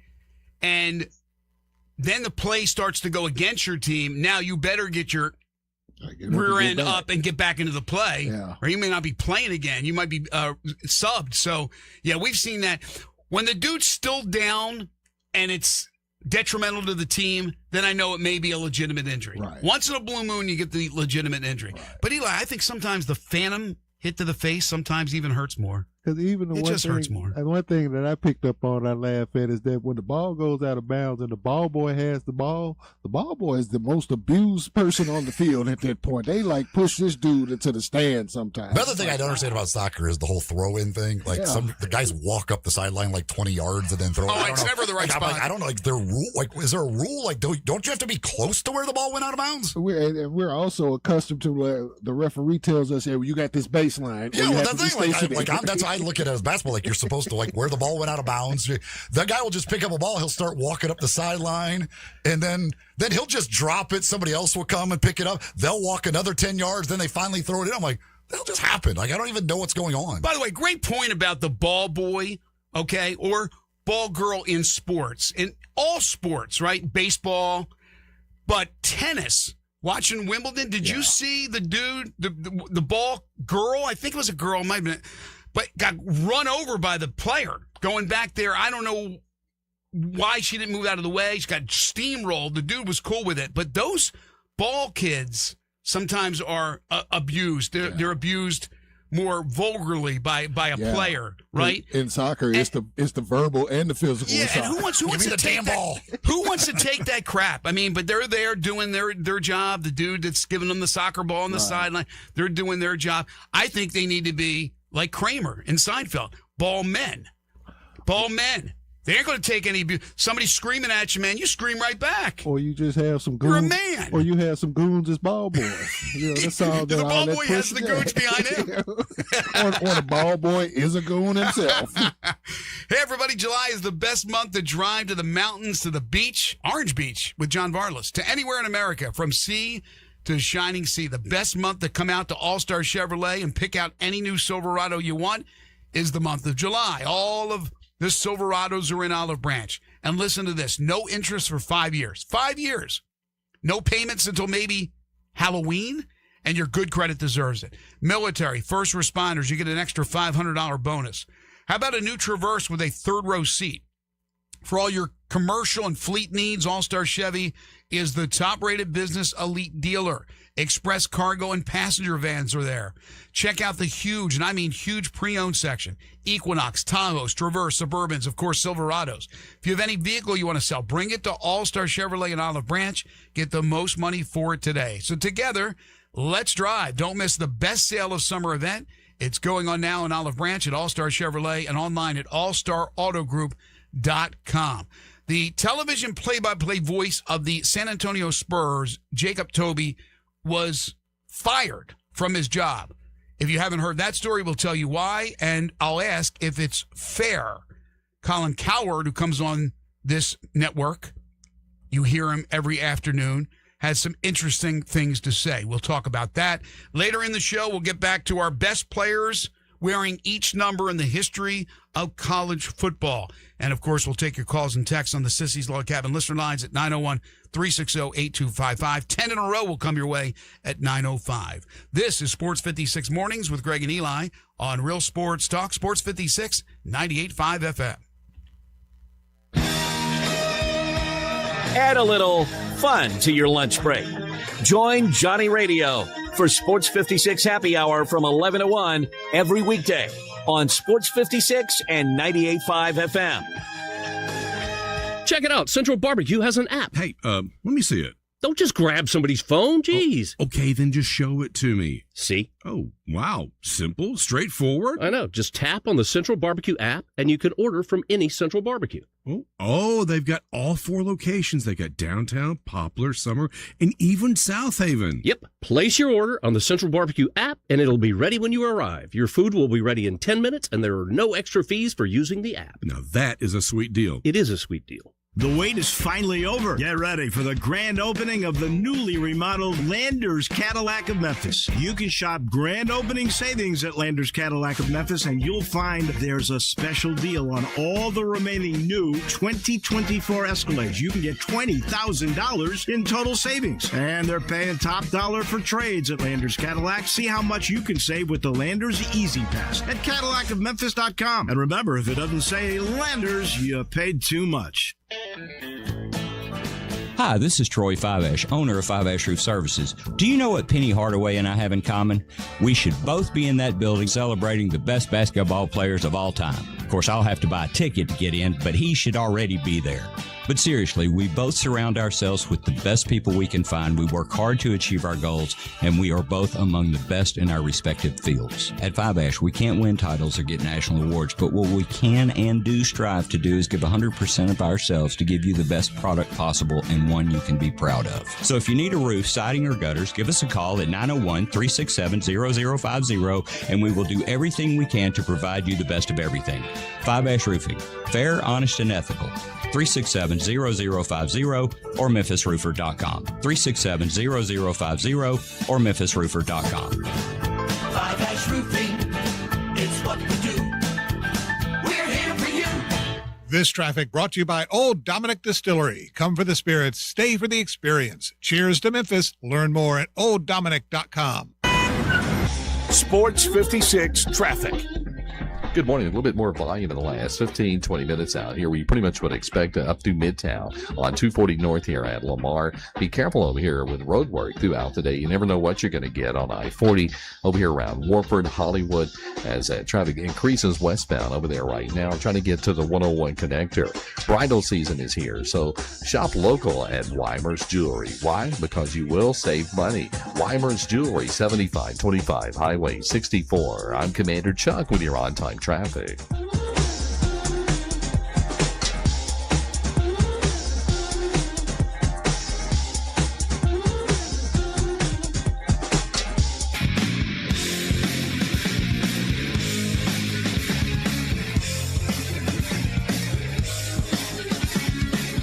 Now back to Sports 56 Mornings on Sports 56 and 98.5 FM. This hour is brought to you by James Gaddis Jewelers. To reveal the full spectrum of its dazzling color. Here once again, Greg Gaston and Eli Savoy. Jacob Toby, the TV play-by-play voice of the San Antonio Spurs, is reportedly being fired after an alleged affair with a team player's sister. And Colin Cowherd, who you hear each and every day from 1 to 3 on these airwaves, doesn't think he should go quietly. The alleged affair went viral on social media earlier this week after Toby's Instagram account posted a story outing the Spurs TV voice for the relationship. And then the girlfriend went crazy on social media, posting a bunch of things. So the Instagram story was followed by photos that appeared to show Toby and Lauren Waters, the sister of Spurs guard Lindy Waters III. In the photos, the two were seen together and they were kissing. 2 days later, some dude from Front Office Sports reported that Toby is out as the Spurs TV announcer, which Cowherd appears to find confusing. He said, "You can get fired in America for cheating on your girlfriend? I had no idea that was legal. Feels like he should hire an attorney." And so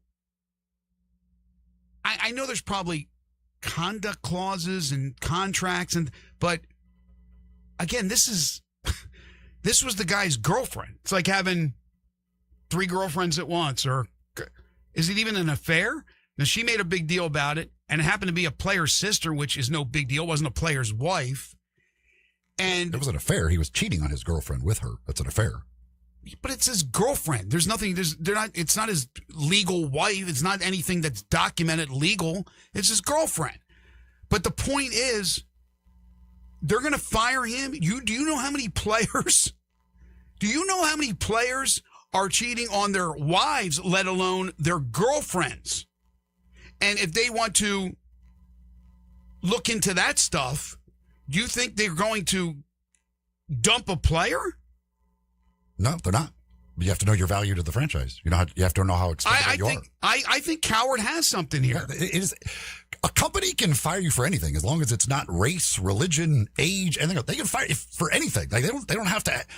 Legally, they can fire you. People have been fired for whatever the reason is and have fought back legally and have won. If it's age-based or religion-based or whatever, yes. If there's something legal that you can't discriminate against, again, this is not discrimination. This is, you embarrass the franchise, you're fired. Really? Is it that embarrassing?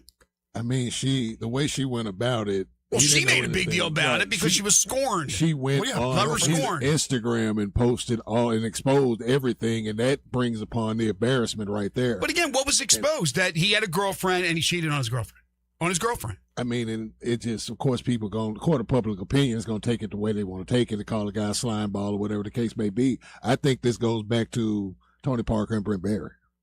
And they modified some rules within their organization to kind of really put a stop to that, even though that was one player cheating with another player's wife in that situation. But remind me of that. I don't remember that story. Well, when Tony was married to Eva Longoria, he cheated with Brent Barry's wife. Brent Barry's wife, Erin, at the time where they were teammates in San Antonio. What did Brent Barry's wife look like? Nice. She wasn't evil. Eva Longoria? Very few are. Eva Longoria? Yeah, what are you thinking, Tony? But anyway, I mean, that's aside the point, right? But I'm thinking that they may have modified some of their rules within it after that. I don't know. I was trying to look up and see if I could find anything. Yeah, no, I mean, look, he is a scumbag, right? There's no question about that. But I'm looking at what Cowherd said, and I'm thinking to myself, maybe he does have a point. I don't know if from a legal situation. I don't know how far it'll go though, because like what Eli was saying, if it's not race or gender based or anything like that, it's at will. You can be fired. But what I'm saying is, if you're set, just bottom line, if a company can fire you for what they want to fire you for. If you're going to set a precedent of firing somebody within your organization who did something like that, then again, what happens when these players? And you know it's happening. You just don't know which ones, and you know what? Become public. You know what a company has the choice to do? not fire another person for the exact same thing. I hate Look, it's just hypocrisy. I hate it more than anything. You have to know your role in the organization. Lessers get fired for things that higher ups don't get fired for. Now that's discriminatory. Especially No, it's in the not. position Yes, it that is. He's in. He's not a player, or he's just he's an announcer, the play-by-play guy. If there was a player today, right now, that something happened to his wife, which is even worse, his wife exposes an affair. The wife goes crazy on social media, embarrasses the player, highly paid player on this, and they don't do anything.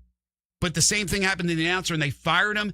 Tell me that he wouldn't win legally. Well, Ime Udoka was not married either, and he cheated on Nia Long with an employee that was also in the part of the organization. Right. They let him go. But he wasn't a player. I'm saying what happens with a He was player. the coach. I know. I don't care. Coaches are. I mean, same thing. But Dime a it's dozen. It's the fact that he violated whatever rules that they had about that, and they let him go. Victor Wembanyama is a bad example. I don't even know if he has a girlfriend. I mean, he's so young. But let's use. Let's just use him. It doesn't matter. Just say he has this girlfriend. He has a long-term girlfriend, and now he cheated on her. And this girl came out and making like all kinds of, Won't do nothing. He ain't doing He's the player. anything. He's the player. So again, you're talking about status of the people within the organization. I'm saying that to me is grounds for a lawsuit, because now you're treating people differently within your organization. That's unfair. I get what you're saying. It might be unfair. You can say it's unfair. It's not illegal. Well, it's not illegal to cheat on your girlfriend. No, and yet you're firing the dude. But they're not saying it's illegal. They don't have to. It doesn't have to be illegal. They can fire him for whatever they want to fire him for. Yeah, but when he sues, they have to come up and say what it was for. Bad. He's got to say what the legal problem. Why is this illegal to fire you? There's no reason it's illegal to fire him. Because if they if found he has a contract, he may get paid out of the contract or whatever. But it's not illegal to fire somebody for cheating on their girlfriend. You can fire somebody for anything as long as it's not race, religion, all of those things. But they will still come out. They will still come back at you normally through the legal system. Yeah. Now, I'm not saying that guy's doing this. And again, has it even been confirmed? I mean, they could have shown up. He could have not done this at all. They could have shown up and said, "You're fired." They don't even need a reason to fire him. They can just fire him. Like, don't give him a reason to fire. Like, they don't have to have any reason to fire you. A company can fire you. They have that ability. If they never found out about it via Instagram and they found out about it another way, he's still getting fired. If you got fired, and you're telling me they have no reason to fire you, they don't have to have a people get reason. Fired all the time, and right? It just happens in America. They get fired because they're not doing their job. They're doing things. I'm saying that you can't just fire somebody who's doing their job and coming to work every day unless you're downsizing a company or something like that. Sometimes they just tell you that your assignment is ended. Yeah, like people get fired all the time for no reason. You don't even need a downside. They just show up for work and people say you're fired. I look at things differently. If it's a contract and they don't renew your contract, I don't look at that as a firing. They just want to go in a different direction.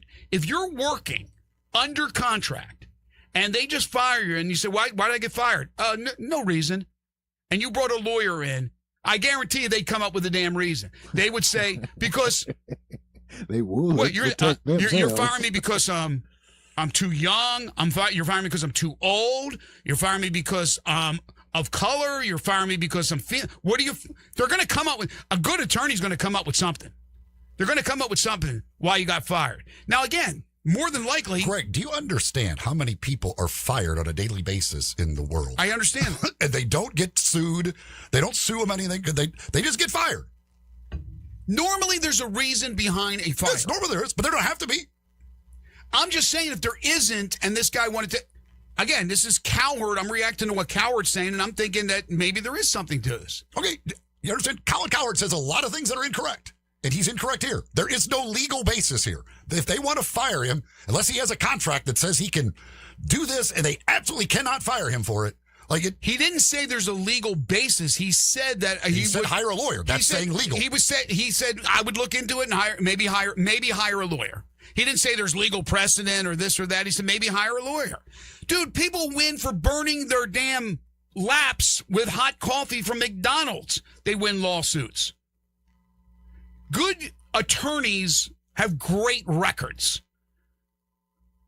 Representing people 90-1. Representing people who get fired is not how they get that record. 110-1. Representing people who get fired isn't how they get that record. I think I understand what you're saying. I get it. I understand.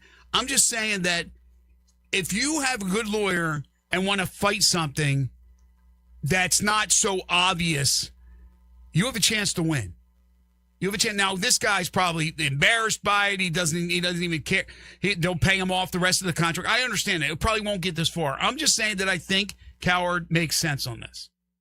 Just to simply look into it, is what you're saying. Why not? Yeah. Because, again, there's going to be a double standard. It's going to happen where a player, and they're not going to fire a player. Double standard is not a legal term that they can go to a judge and say, it's a double standard. I understand that. I understand that. But certainly you don't want to be looked at as the team, the organization with hypocrisy. We have also not a legal defense. Again, in the contract. Hypocrisy, not a legal term. Eli, in the contract, if there's a contract about what would it be if you're doing things like this? You're embarrassing the organization, personal conduct. Personal conduct. And there's something in there. And you get fired for personal conduct, and a player doesn't get fired for personal conduct. There's legal grounds because they all sign contracts too. But then he will be disciplined a different way for his personal conduct because he's under that contract as a player. As an employee, they're all employees. First of all, players are employees. Player contracts are going to be different than an announcer's contract. There's personal conduct sections in all these something contracts. in his contract that says if he gets caught cheating on his girlfriend and it is exposed, you absolutely cannot fire him for that. There is no legal defense. Because I think for Jacob All right, Mr. Attorney. I think for I don't have to be an attorney. I know how the world works. I know people get fired on a daily basis. I know. I'm not naive. I know how the world works, man. I don't know that you do. They figure out ways. They figure out ways to beat the system all the time. All the time. I think he'll just get hit with at-will employment on this one. No, I'm sure he's probably not going to fight this thing. But don't tell me there's things that look insurmountable and that they win. You have no case. I mean, they can look into it, but it's not going to be a deep dive look. Yeah, they're going to go, you have no case. They fired you. What do you say they fired you for? Well, they fired because I cheated on my girlfriend. So not age, not race, nothing else? No. You have no case. You got fired. Move along. Unfortunate. So now what dictates the girlfriend? You have to have gone out with her for a year? It doesn't matter. How about the only girl? It doesn't matter. You're not allowed to have, you can't be swinging with a couple of girls? It doesn't matter. You're looking at, it doesn't matter why they fired him as long as it wasn't like one of 5 things. They can just show up one day and fire him. They don't have to have a reason. Again, if you don't have a reason, somebody can fight it. I'm not saying they're going to win. They can fight it. Well, that would be dumb to fight something you're not going to win. I've been fired a few times with no reason. You're going to pay a lawyer to defend you in a case that you know you can't win. You were fired for no reason. Yeah, a few times. I mean, so what? Did they cut down on the amount of employees they had? Like I was saying, they downsize? I've done some temporary service work in this town, and sometimes it's not even about downsizing. It's just your assignment is no longer available. Yeah, they don't have to give you an explanation. You're fired. They just ended. Yeah, but if they ended what you were doing, that's not a firing. There was no job there anymore. There's a big difference if there's a job available anymore. Here's the thing. They'll replace me and a bunch of others with a bunch of others doing the same thing. Well, then that's different. That's different. And that happens all the time. That's different, but maybe there's something you did you don't even know you did. They can't fire you because I don't like what you look like. This is true, too, as far as like something that I may have did that I don't know. You know, because I've even been written up for stuff that I didn't even know was in, Like if all of a sudden we didn't have any shows. They got rid of all the shows here. You're not fired. I don't look at that as fired. There's no more shows.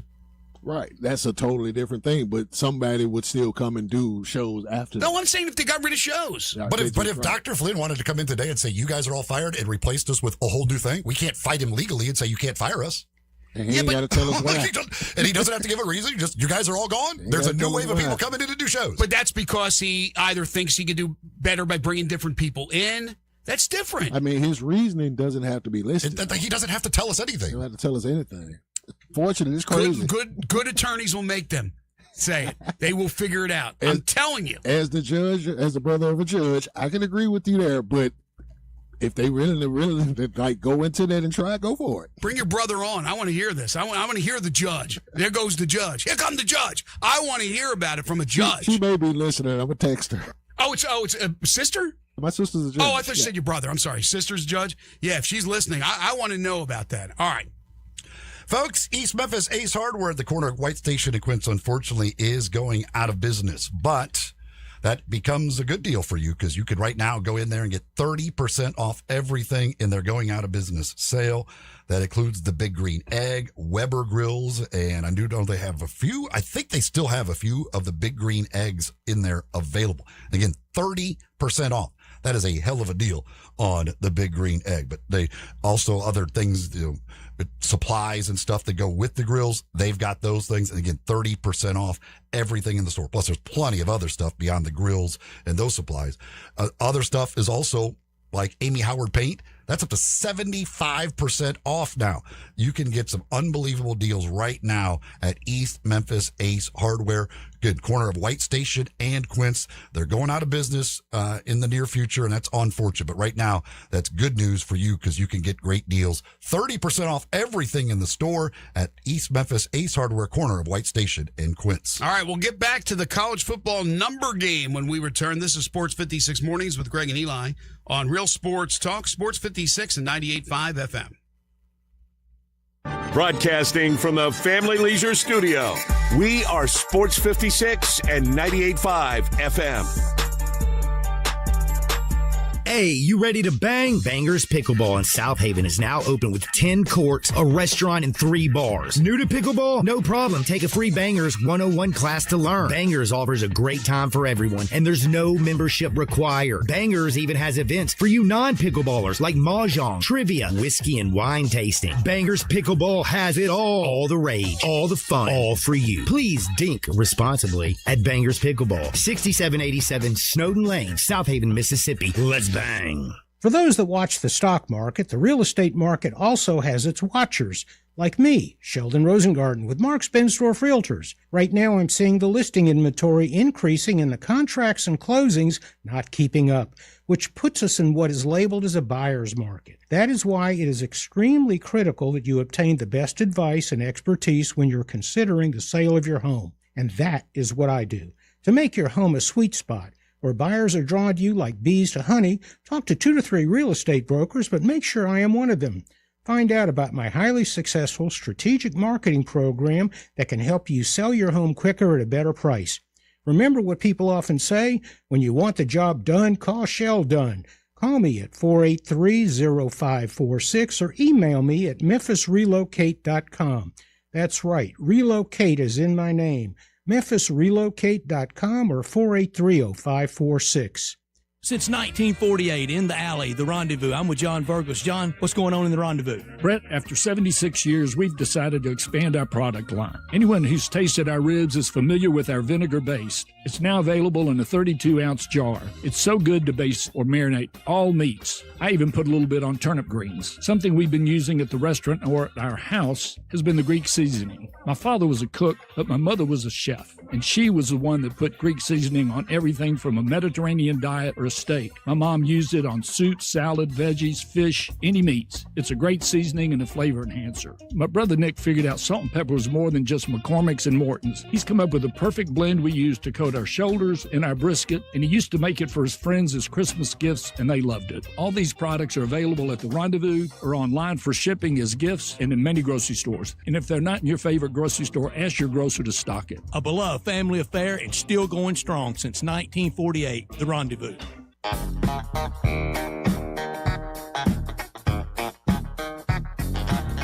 Now back to Sports 56 Mornings on Sports 56 and 98.5 FM. This hour is brought to you by James Gaddis Jewelers. Don't you just love it? Here once again, Greg Gaston and Eli Savoy. ESPN.com put together a list of the greatest player for each uniform number 0 through 99 in the history of college football. And we discussed some of it yesterday, going from 0 through 25. will now go 26 through 50. Again, this is the opinion of their staff putting together this list. We had some good debate yesterday. Some of these numbers, there's just an incredible amount of great players. What was the number with 5 or 6 Hall of Famers we talked about yesterday? Oh, 2, right? Number 2 has 4 Heisman Trophy winners. 4 Heisman Trophy winners. I went through this list a little while ago where y'all talking to Varlas. There's a few more scenarios like that. So we're going to get to some more controversy. 26, Saquon Barkley, Penn State, 2015 through 2017. Yep. Well, although I did see Rod Woodson on there, I was like, Sean Taylor's on there as well. And Sean Taylor would be probably the one I really would go with. I think I might go with Sean Taylor as well. 27, our buddy Eddie George, Ohio State, 92-95, Heisman winner. Anybody from 27 that we're arguing there? 28, Marshall Faulk, San Diego State, 91-93. I saw Adrian Peterson sitting there as well. It was kind of a tough one, but I'll go with Marshall myself. Yeah, that there's, which is no surprise, you've got Anthony Davis, you got Adrian Peterson, you've got Monty Ball, you got Warwick Dunn. Yeah. There's a line of running backs. Anthony Davis, USC. Mm-hmm. I watched him one game score 7 touchdowns. He was doing like the kickoff return, may have been against Notre Dame, like kickoff return. I don't know what year it was, like late 60s, maybe whenever it was. Kickoff return, catch a ball, run for a touchdown. He was great. 29, Ricky Dixon, Oklahoma, 84-87. I got to be honest with you. I don't even remember Ricky Dixon. Does that ring a bell to anybody? I'm sure he was great. He's on this list, but I mean, that was around the time that the Boz was there. So that was Jamel Holloway. They was stout at Oklahoma. They were. He's a college football Hall of Famer. Yeah, I mean, I knew he had to be great, but it doesn't mean that I've heard of every single one of these dudes. I probably did at the time, but we're talking about 84-87, 84. I was finishing up college. This goes way back. Number 29. That's kind of a odd number. I like Minkah Fitzpatrick as an alternate for that one. That's a pretty good one. Number 30. Now this guy, I loved watching him. Mike Rozier, Nebraska, 81-83. Mike Rozier, 30. Anybody with anything else from 30? We're going with Rozier. Not that we have a choice. Number 31. Oh, I remember this guy well. Vic Janowitz, Ohio State, 1949-51. Never missed one of his games. They used to be on Netflix back in 49-51. 31, again, is an odd number. I like Will Anderson for that one. Will Anderson from Alabama? Yeah.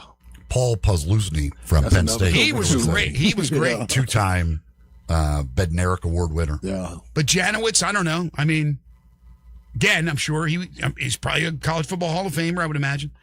32, Johnny Lujack. Now, I do remember Johnny Lujack, Notre Dame. 43, and then 46-47. So I'm assuming he went and fought in the war? How about the alternatives for that one, though? O.J., Franco Harris, and Jack Tatum. 32 is a great number. Right. That is a great football number. But I would think, now Johnny Lujack was a great player. He played a bunch of different positions. He might have played, I think he played on both sides of the ball. Well, the man played 4 sports. but I'm assuming, right, that time off, he went and served our country. Yeah, he played 4 sports. And it came back. He played 4 sports at Notre Dame. But this is only football, so we can't even worry about, like, the other sports, but that's amazing in of itself. But then going to war, coming back, whew, my gosh, that guy's a hero. But some other great 32s, like you said, that's a tough number. 33 is another tough number. They go with Tony Dorsett. I won't argue it, but I won't argue against Marcus Allen. I do remember James Laurinaitis wearing 33, and Ron Dane won a Heisman. Yeah. 73-76, touchdown Tony Dorsett. 34, one of the greatest players to ever play the game, Herschel Walker, Georgia, 80-82. With one of the greatest running back numbers ever. Yeah, I mean, you've got Herschel Walker, Bo Jackson, Walter Payton, Ricky Williams. Got to go Herschel Walker, though. I like Bo. That's just me. Oh, Herschel had a better college career. He did, without question. It's just my personal preference. Right. No, I love Bo. I love all of them. Yeah, Herschel without question. I mean, Sweetness was at Jackson State. Yeah. And that may have played a part in it. You can't include what they did in the NFL. He was great at Jackson State, but inferior competition. Yeah, Jackson State. Compared to in the 70s. Yeah, compared to Georgia and who they played. But I like Herschel Walker. Doc Blanchard, fullback, Army, 44-46. Those were those Army teams with Glenn Davis and Doc Blanchard. Was it Mr. Inside, Mr. Outside? An underrated, well, a hidden 35 that people don't really think about, Zach Thomas at Texas Tech. He was, and then had a great NFL career. 36, Chris Spellman. There's your linebacker from Ohio State, 84-87. Something I saw funny here that they have Jerome Bettis listed as an alternative, but Jerome Bettis wore 6 at Notre Dame. He didn't wear 36 till he got to the NFL. Oh, wow. Okay. Spellman, though, I think it's a good choice. I think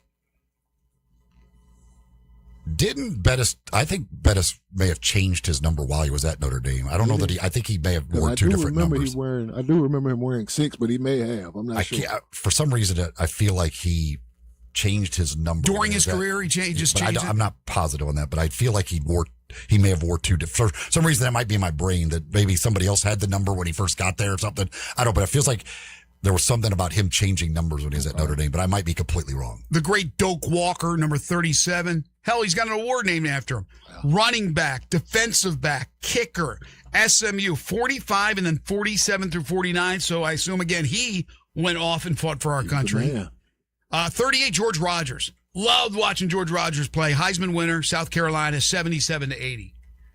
38, I don't know. Are there others that you see on your list? Well, the one I've looked at from my generation, Roy Williams at Oklahoma. He was a big-time playmaker at 38. He was. I still go George Rogers there. I got no problem with him. Number 39, Sam Bam Cunningham, fullback, Southern Cal, 70-72. Easy call there, even though I can understand Larry Zonka. Loved Zonka. Howard Hopalong Cassidy, number 40, running back, Ohio State, 52-55. A couple of other notable defensive 40s, Luke Kuechly, Von Miller. Von Miller. And I'm trying to remember his college football career. Texas Tech. That's right. Yeah. Cassie was really good from everything I've heard. Texas A&M, excuse me. Texas A&M. Everything I heard, never saw him, saw some of that old film on him. 41, speaking of that, here's Glenn Davis. So they got both Mr. Inside, Mr. Outside from Army, running back 44-46. Only Glenn Davis I'm familiar with his big baby. Wasn't there an old Astros first baseman, Glenn Davis, too? Mm-hmm. Used to bomb some home runs. 41, again, one of those odd numbers. I remember Keith Byers of my time. Keith Byers at Ohio State. Keith Byers was awesome. He opened it up for Archie. He played more of a fullback, didn't he? Right? Kind of really both. Yeah, but Byers was the lead back, and then Griffin was in the back of him, right? No, but Griffin was a whole decade after Byers. Keith Byers. Who am I thinking of? Who was the lead blocker for? Who am I thinking of for Archie Griffin? Was the lead blocker? He went to the NFL too. And that was in the 70s when Archie. See if you can figure that one out, man. Again, my memory doesn't always serve me correctly, but I thought there was a guy who was the lead back for, maybe it was Johnson, was the lead back for Archie. I'm trying to remember. It looks like, does look like Bettis wore 6 the entire time at Notre Dame. I can't find anything. For some reason, I was thinking he might have changed numbers while I was there, but it looks like everything was number 6. 42, Ronnie Lott, Southern Cal, 77-80. Hard to argue with Ronnie. Hard to argue with Troy Polamalu. Also, Southern Cal's got a lot of players on here. 99 to 2002. Number 43. Again, you got any 43s, J-Ham? You got any 43s up there that you would argue with? They got Troy Polamalu. I like Troy. Yeah. Did somebody call in about the answer to the lead back for? Actually, they say we missed Gale Sayers at 40. And the lead back was Pete Johnson. There you go. John Varlow's just texted in as well. Pete, I knew it was Johnson. I couldn't remember the first name. He was a lead back for Archie. Not Byers. Byers ended up playing with a lot with the Eagles, right? Yeah. Darren Sproles wore 43, but Troy Polamalu was the easy one there. Yeah, I don't want to dwell too much on, but Gale Sayers, what did they call him? The Kansas Comet? Yeah. I mean, Gale Sayers at 40. I make that argument there. 44, Jim Brown, the greatest number no ever. Argument. Syracuse, 54-56. And all of those dudes Floyd Little, Ernie Davis right behind him as well. And then they got the Bonds also as an alternative for 44 too. But Syracuse with all those great running backs, man, what has happened to Syracuse? What has happened to them football and basketball wise? 45, Archie Griffin, 2-time Heisman winner, the only 2-time Heisman winner. Gale Sayers, by the way, did not wear 40 at Kansas. He wore 48. Come on. If you're going to call in with right information. Damn it. Khalil Mack, 46, edge rusher, Buffalo, 2010 through 2013. How about Buffalo getting a spot here? The Buffalo Bulls. Michael Irvin, 47, Miami receiver, 84-87. Easy call. So Sayers is on here. All that, we got all riled up from bad information. 48, the Kansas Comet, 62-64. 49, Julius Peppers. He played basketball as well, right, Peppers? Yeah, he did. And the alternative of that was a good one is Patrick Willis. I'd say Patrick Willis. Take your pick. I got to go Patrick Willis. Both in the hall. Don't matter. I got to go Willis. But Peppers was 99 to 2001. And then finally, number 50, this one, it just screams right out at you. Come on. You got to know this guy. From up in Chicago, he went to Illinois. There are two guys that have awards named after him that wore 50. This is true. You got Dick Butkus and you got Dave Remington. Dave Remington was unbelievable. Also got one of my favorite college football players of all time, Chris Zorich. But I'm not going off Dick Butkus. Just the name, you think of football. Dick Butkus at number 50. All right, on Monday, we'll get back to some of the other numbers. We'll go 51 to 75. But there you go. You can check that out at ESPN.com. Hour 3 is on the way. Before we head there, I want to tell you about Corky's for lunch or dinner today, this weekend. Bring the family to Corky's. They got 4 locations in the greater Memphis area. Poplar Avenue in Memphis, Poplar Avenue in Collierville, Germantown Parkway in Cordova, and Goodman Road in Olive Branch. Lunch specials every day.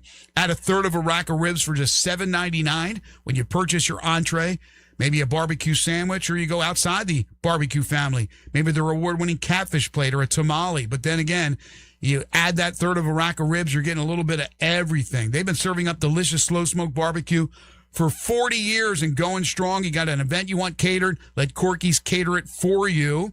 And then if you want you want Corky's to deliver, they can do that. Set price at $3.99 for local delivery to your home or office. Corky's Ribs and Barbecue, open for lunch and dinner 7 days a week. When we come back, we're playing 10 in a row, the game show that has swept the nation.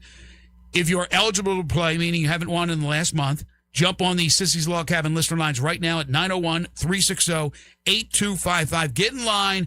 10 in a row is next. This is Sports 56 Mornings with Greg and Eli on Real Sports Talk, Sports 56 and 98.5 FM. Join the voice of the Tigers, Dave Woloshin, for Wolo and Friends.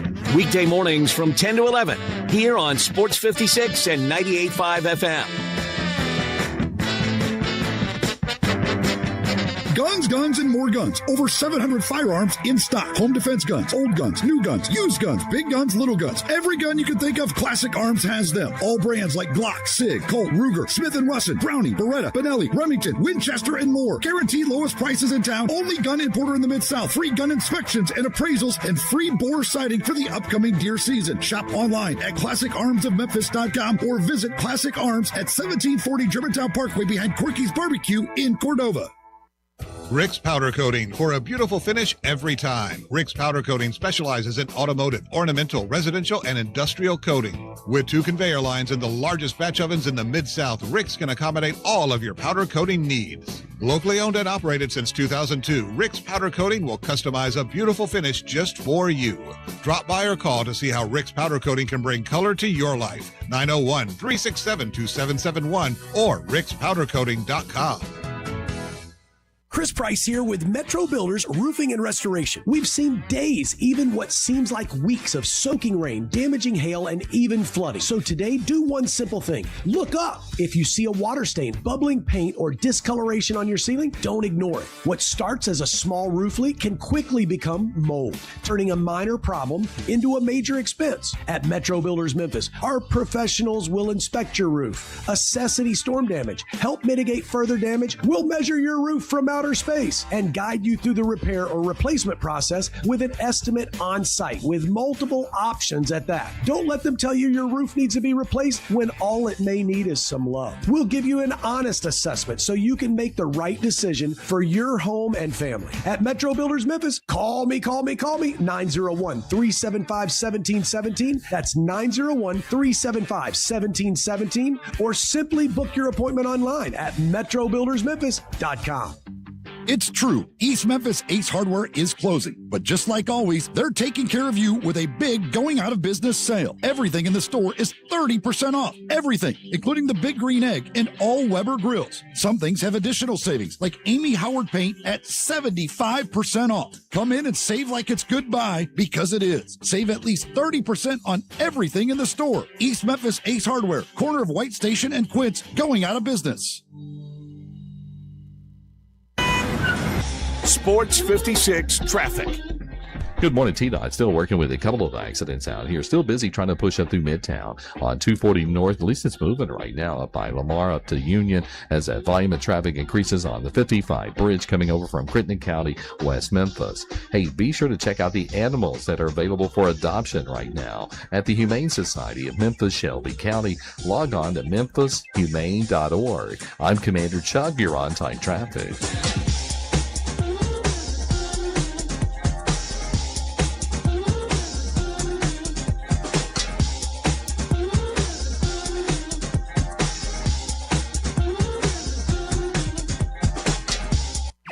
Memphis's original sports station. We are Sports 56, WHBQ Memphis and W253DF Memphis. Now back to Sports 56 Mornings.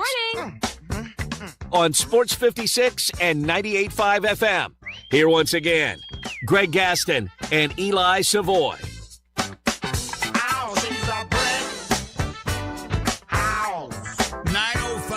Time, final hour for us today here on Sports 56 Mornings. Greg Gaston, Eli Savoy, Jay Ham with you on this Friday, July 10th, 2026.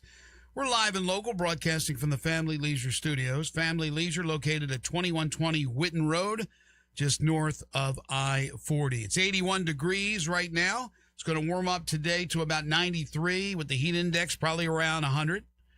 70% chance of some rain today. Thunderstorms possible. 85% chance tomorrow with, again, the high at 93. Then Sunday, 88% chance of precipitation. Again, thunderstorms, more clouds than anything on Sunday. 84, though, as the temperature drops a little bit. And it looks like Monday and Tuesday is going to be nice to start off next week, 83 and 82 respectively for high temperatures, with the chances for rain slightly going down. But there is chances, unfortunately, of rain or for rain every single day over the next, 100,000 days.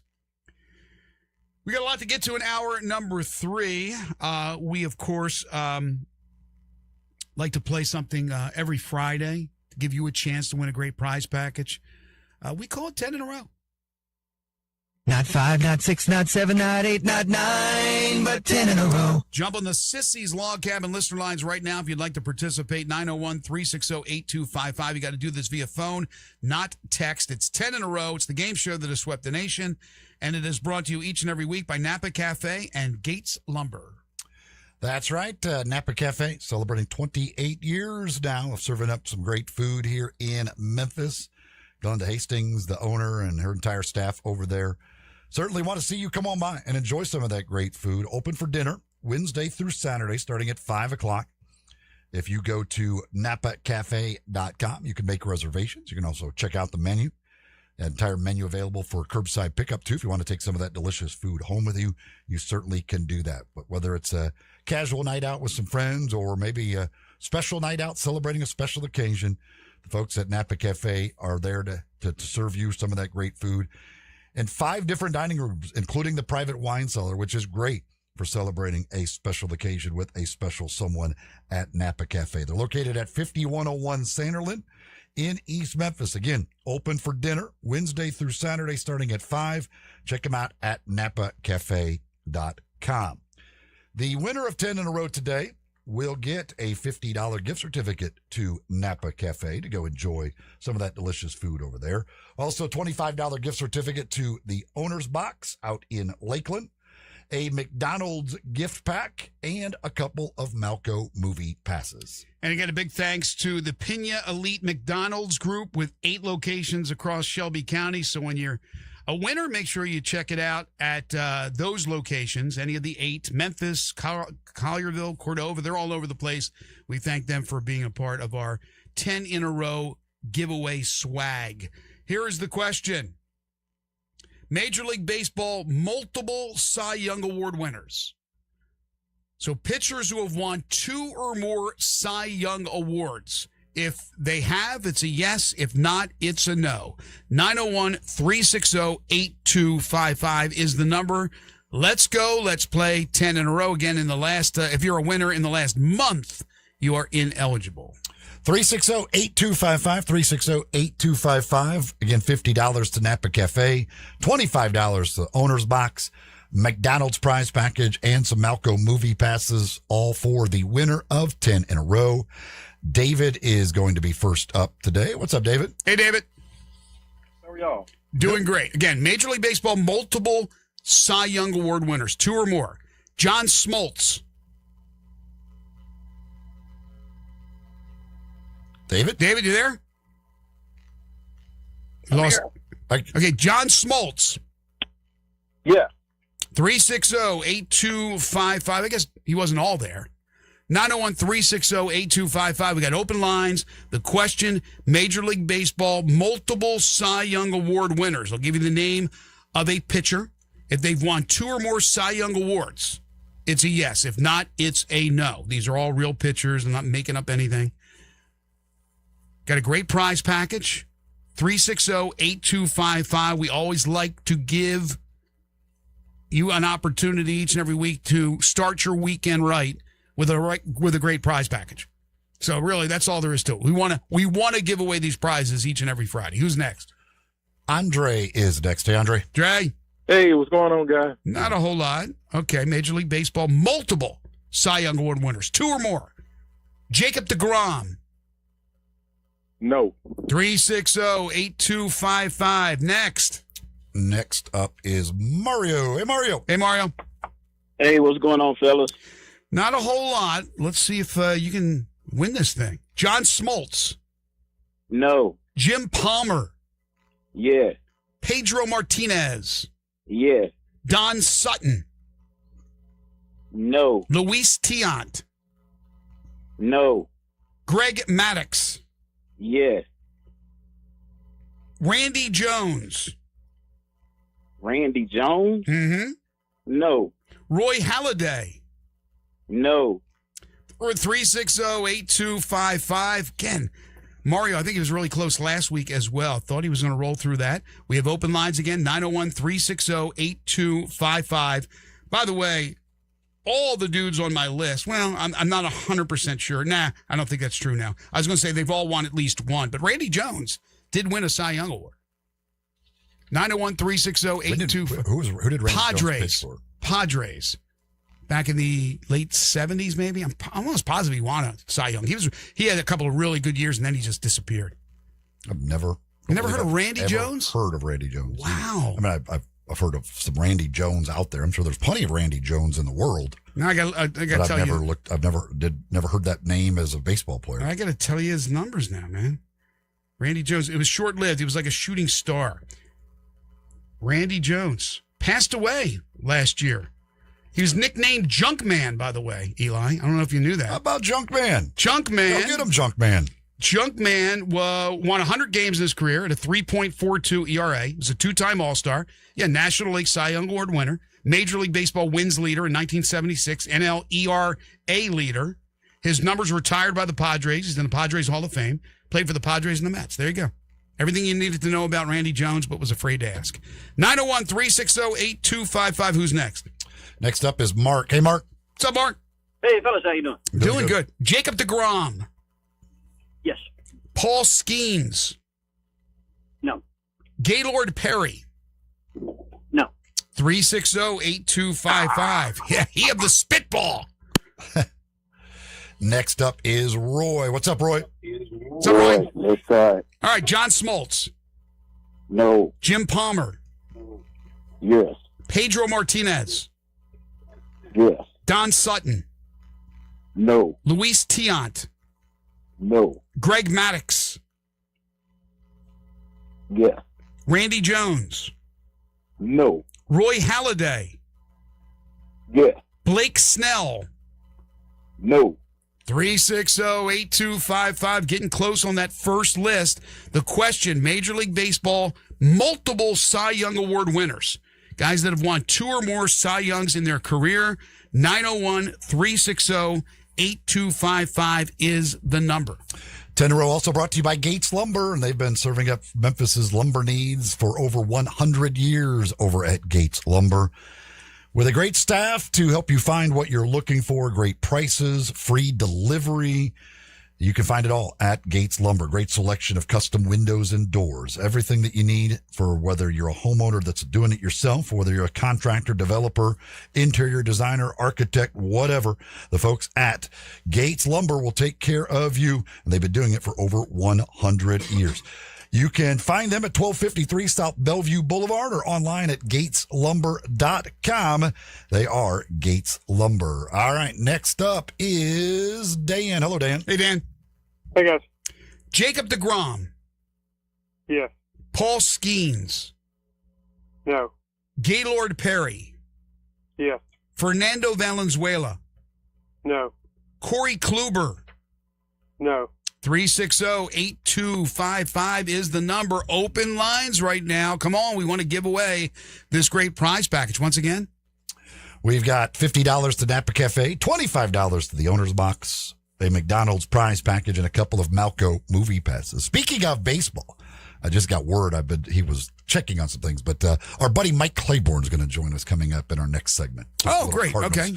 Baseball with Jordan Walker being named to the Home Run Derby yesterday, and we're going to talk a little Cardinals with our buddy Mike coming up in our next segment. Jordan Walker, Bryce Harper. We were talking about Bryce Harper, whether or not he would do it, and we thought, yes, either Harper or Schwarber in Philadelphia.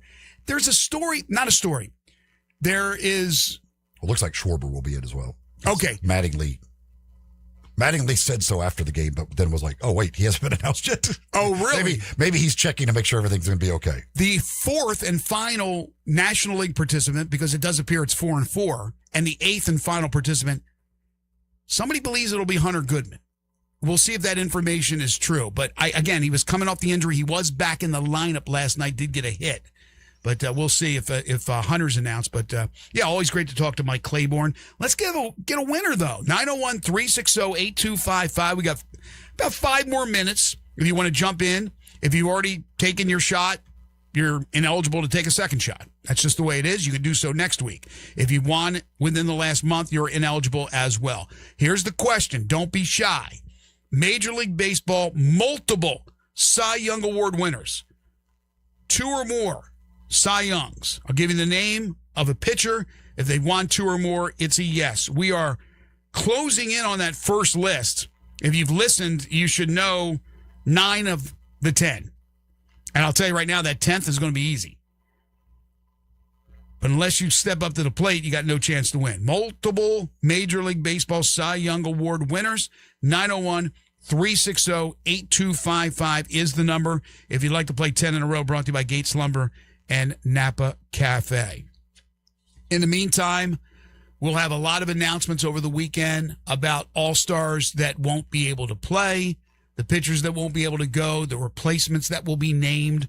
The all-star game will be Tuesday at Citizens Bank Park in Philadelphia, with the Home Run Derby coming up on Monday. Yeah, and again, the Major League Baseball draft takes place this weekend as well, Saturday and Sunday, and there will be a couple local high school kids that we talked about earlier with John Varlas that will be hearing their names called early in this draft, and obviously you'll have plenty of college players from the regional schools that will be getting drafted this weekend. But the Major League Baseball draft takes place tomorrow and Sunday. By the way, did I read this correctly? Michael Irvin's going to be involved in the Home Run Derby. Did you read that, Jay Ham? That was new to me. How this come about? I did not see anything about Michael. He's going to be like a reporter. Or he's going to do something. I thought it was Michael Irvin because I remember let me see if I can find this real quick, because I remember saying to myself, no, because we already had a Berman. I don't need another one of those guys out there. But he won't be the announcer, I don't believe, but he's going to be involved. I tweeted this or retweeted this a couple of days ago. I could see them using him doing some interviews or talking about whatever. Like, again, it's Netflix, right? Netflix or it's Netflix, right? I Not think Prime, or there's one of the streaming ones. Is it Netflix? I think it's Netflix. Yeah. And look, I'm telling you, with the success of Jameis Winston, current players, you may see more of them now used in different situations. He has been fantastic with the World Cup. Jameis Winston. Even before Jalen Rose was full-time media as a player, he was still doing full-time media work then too. So it kind of goes back a ways, even with active players. Yes, doing this. Well, in the NBA, they like Draymond does this inside Draymond the NBA constantly. Yeah. Like they use current guys all the time. Yeah, I mean Jalen Rose was just, you knew from the get-go that he was polished as a future broadcaster. And Michael Irvin he's different. He's loud. He's obnoxious. He's poignant. I mean, he makes his opinion known. Yeah, it's Michael Irvin. He'll contribute to Netflix's Home Run Derby coverage. So I'm just saying, not that I dislike Michael Irvin. It's just that Michael Irvin is like, you almost have to get a towel yourself off because he goes crazy. It's just like Berman. It's just Berman, right? And I know what you think about Berman doing all those years. Some people liked it. Some people did not. He didn't like him. As long as Michael Irvin isn't yelling,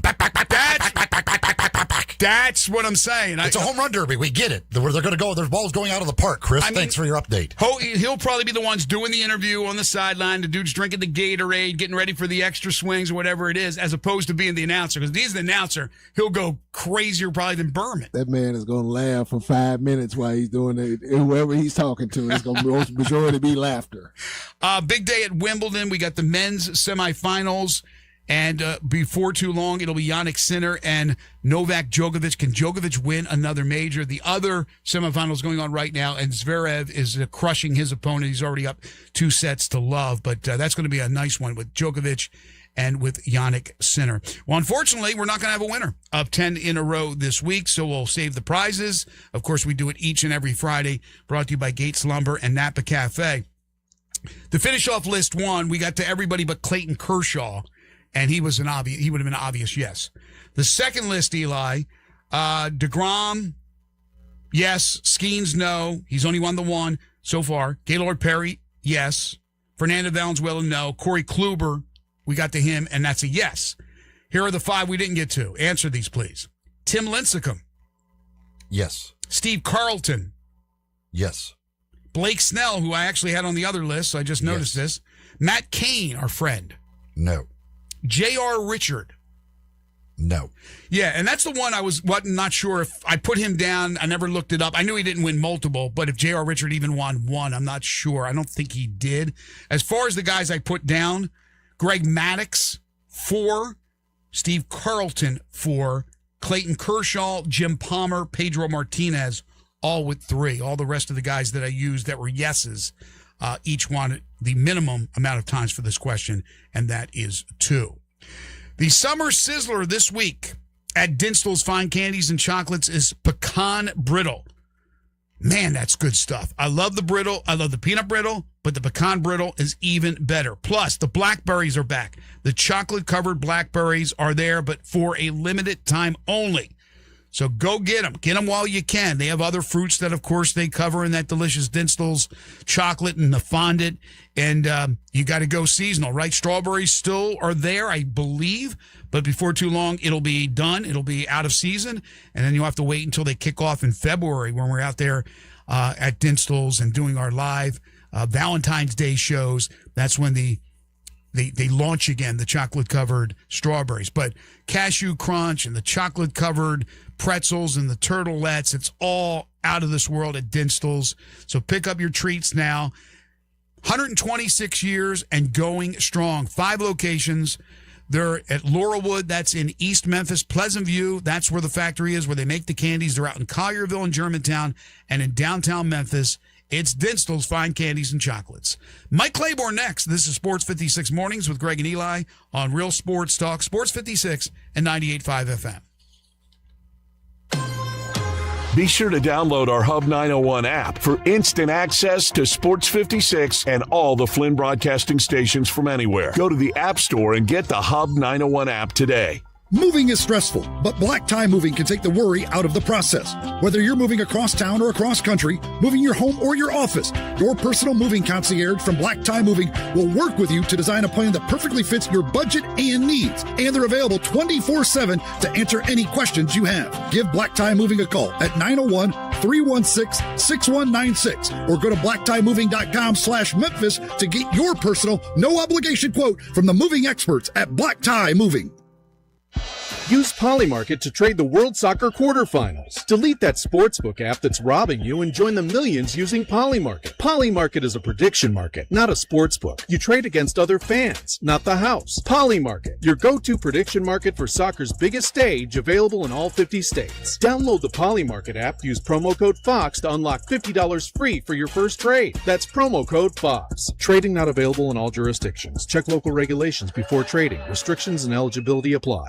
Napa Cafe celebrates 28 years in 2026. Hi, I'm Glenda Hastings, owner of Napa Cafe, and I want to thank you for making us part of your dining experiences. If you are a first-time guest or have dined with us countless times, I want to thank you for making us part of your lives. Whether you're celebrating with the crowd or planning a cozy date night on the town, Napa Cafe can provide you an extraordinary evening. We have 5 dining rooms, including our private wine cellar, our Jan's room for 2 guests, and the Eleanor room for parties up to 60. Sit back, relax, and celebrate. Leave the cooking to us. Come see me at Napa Cafe, 5101 Sanderlin Avenue. We're open Wednesday through Saturday for dinner starting at 5 o'clock. We also offer curbside pickup from our full menu. For details on our stay-in, dine-out menu or reservations, visit our website at napacafe.com. We can't wait to serve you. Come join in and celebrate 28 years of Napa Cafe in 2026. Now back to Sports 56 Mornings. Good morning. On Sports 56 and 98.5 FM. Here once again, Greg Gaston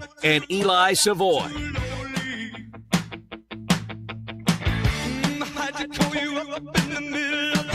We welcome you back to Sports 56 Mornings, 9:25 the time, our final 35 minutes before we can get our weekend started. Greg Gaston, Eli Savoy, and Jay Ham with you, broadcasting live and local from the Family Leisure Studios. It is always a pleasure to talk Cardinals and Major League Baseball with our friend Mike Claiborne, who joins us now on the program. You can follow Mike on Twitter at Claibs Online with the St. Louis Sports Central.com. He's been covering the Cardinals for a long time. He's been coming on our show for a long time. We always appreciate you, Mike. How are you? I'm good, man. It's good to visit with you guys. It's been a while. It has been. We usually get you right after Flag Day because that's when you get excited, but Flag Day has come and gone. Yeah, it's come and gone, and once again, I got it right as far as where we are and who we are. So, it's one of those things, and for our listeners who aren't familiar with it, I don't really assess the baseball season until Flag Day because leading up to that day, you're trying to evaluate your team. You go through cold streaks, hot streaks, injuries. You have guys that surprise you. You have guys that disappoint you. You have scheduling issues. You have people that really can kind of affect you. You have crappy weather. You have good weather. Mm-hmm. And there's a lot of things that go into it. And by the time you get to June 14th, you kind of know who you are. And you kind of, but you also know who you are and what you need, and you have time to fix it. This isn't like trying to go down to the trade deadline and then hope, right, that somebody steps up and does a job. No, you go out and get who you need now, and maybe the price is a little high, maybe it's not. But the bottom line is you know what you need, so it's up to you to go out and get it and hopefully salvage your season. With that said, going out and getting it, is it tougher now to go out and get it because of the wild cards? There's so many teams that are still alive that still could make it. So there's less teams that are already out of it that you can get players from. Yeah, that's a good point. And, you still have that one notion of teams that think, well, we think we're in it, and we're going to try and act like we're in it because of the fans, but we're really not in it. Right. And then you have that other group that says, well, we want to push it forward to next year because we think we're going to be really good.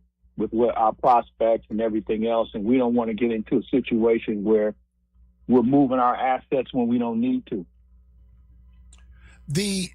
So as you said, at this point, we now know what people are, all of that, or what teams are.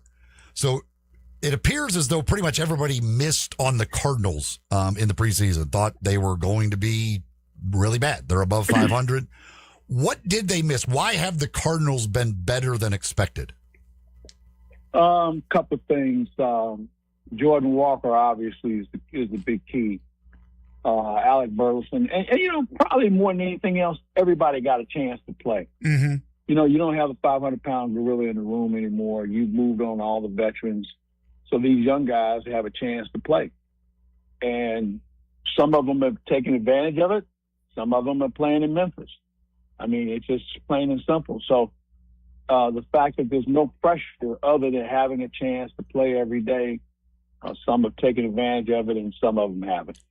Well, speaking of taking advantage of it, Jordan Walker, the turnaround from the outside looking in. Now, you're with these guys, so you know a lot more than I do. Tell us why he's been able to do what he's done, turn it around completely, all-star. Now he's going to be in the home run derby as well. I mean, it went from where it looked like he was teetering whether he could stay in the bigs.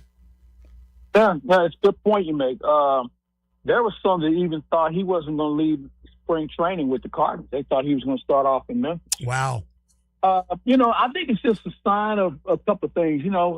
He's kind of grown up, and that doesn't mean he was a bad guy. I just think that, man, when you come out of high school and they start, pushing this down your throat like that, and you're trying to learn with grown men, it takes a little time. And the thing that I've always appreciated about him was, A, he's a really smart guy. B, he has no problem in putting the work in. And C, I think he eliminated a lot of the white noise. Everybody's in your ear, your family, your agent, your friends, your coaches, your little league coach, and your girlfriend. I think he eliminated a lot of that stuff and just kind of focused on what he knew he can control. And it's worked out. I think it's one of the great stories of the game right now. Here's the guy that's leading the league.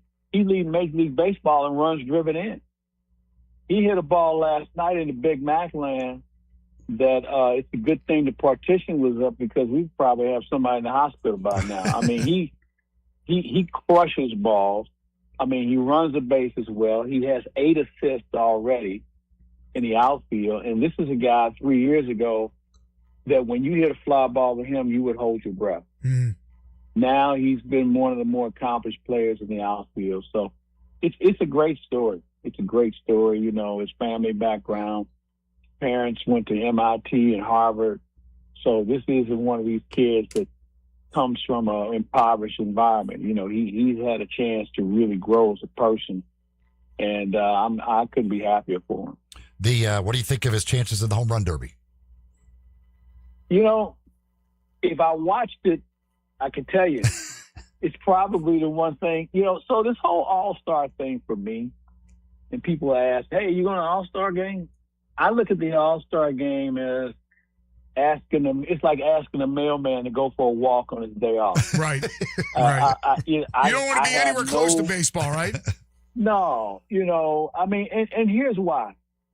When I was growing up, the All-Star game meant something. Mm-hmm. The National League against the American League, they took it serious. Now with all the gimmicks and grab ass that takes place before and after, before and during the game, just doesn't have the same appeal. Right. The All-Star game was designed to help the Players Association. The money went to the Players Association.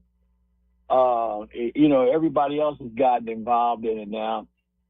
And I'm not telling you it's not a great event, okay? It's just something that, home run derby, everybody gets excited about how far a guy can hit a ball. Well, if you juice up a few balls, I guarantee you'll hit it that far too. and so they've kind of made it a spectacle. But, I think that if you have the chance to participate, you have to do it at least once because there's no guarantee you'll ever come back. That's true. At least they're back to wearing their team uniforms, which I love. Oh, I agree, man. This whole softball mentality that we had the last few years. I just couldn't get it because to me, the coolest thing about the All-Star game is when they do the introduction. Thank you, Mike. I've been saying that for And when your years. team comes out, and there's not a uniform that stands out more than the Cardinals with birds on the back. That gold bat with those red birds on the back, it stands out so much. And so after they do that, they do a ceremonial first pitch. Somebody does a crappy job singing the national anthem. At that point, I've already opened up a bottle of wine. and I've moved on to something else. So, Mike, that's all I need to see. And then the next day, I ask somebody, "Hey, who won that?" Right. You're catching up on Netflix or whatever series. Right. I'm gonna do some binge watching. What do the Cardinals at the deadline? Do they look to try and add pitching? No. I think they'll try and move some.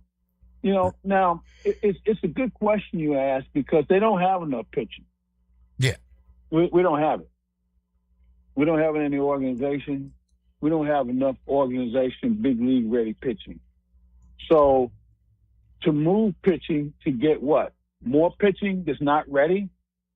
I mean, and so I know everyone says, well, we can move Dustin May. Okay, what are you looking for in return? Somebody else's eighth best prospect? Nobody's going to give you a guy that's going to be, that has 1 year on his deal. Nobody's going to give you a top flight prospect. And I think sometimes we get caught up in thinking, well, of course they would want our guys. Well, maybe our guys aren't that good. And I think teams have now gone back to trying to grow their own product because it's cheaper. Mm-hmm. Nobody wants to get in that free agent market because that thing can get insane really quick.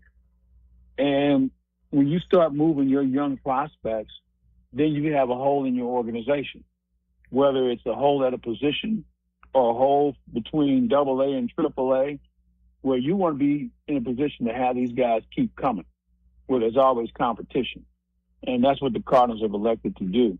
And I have no problem with it. And because Chaim Bloom is now running the show, he doesn't really have an allegiance to any of these guys because he can draft them.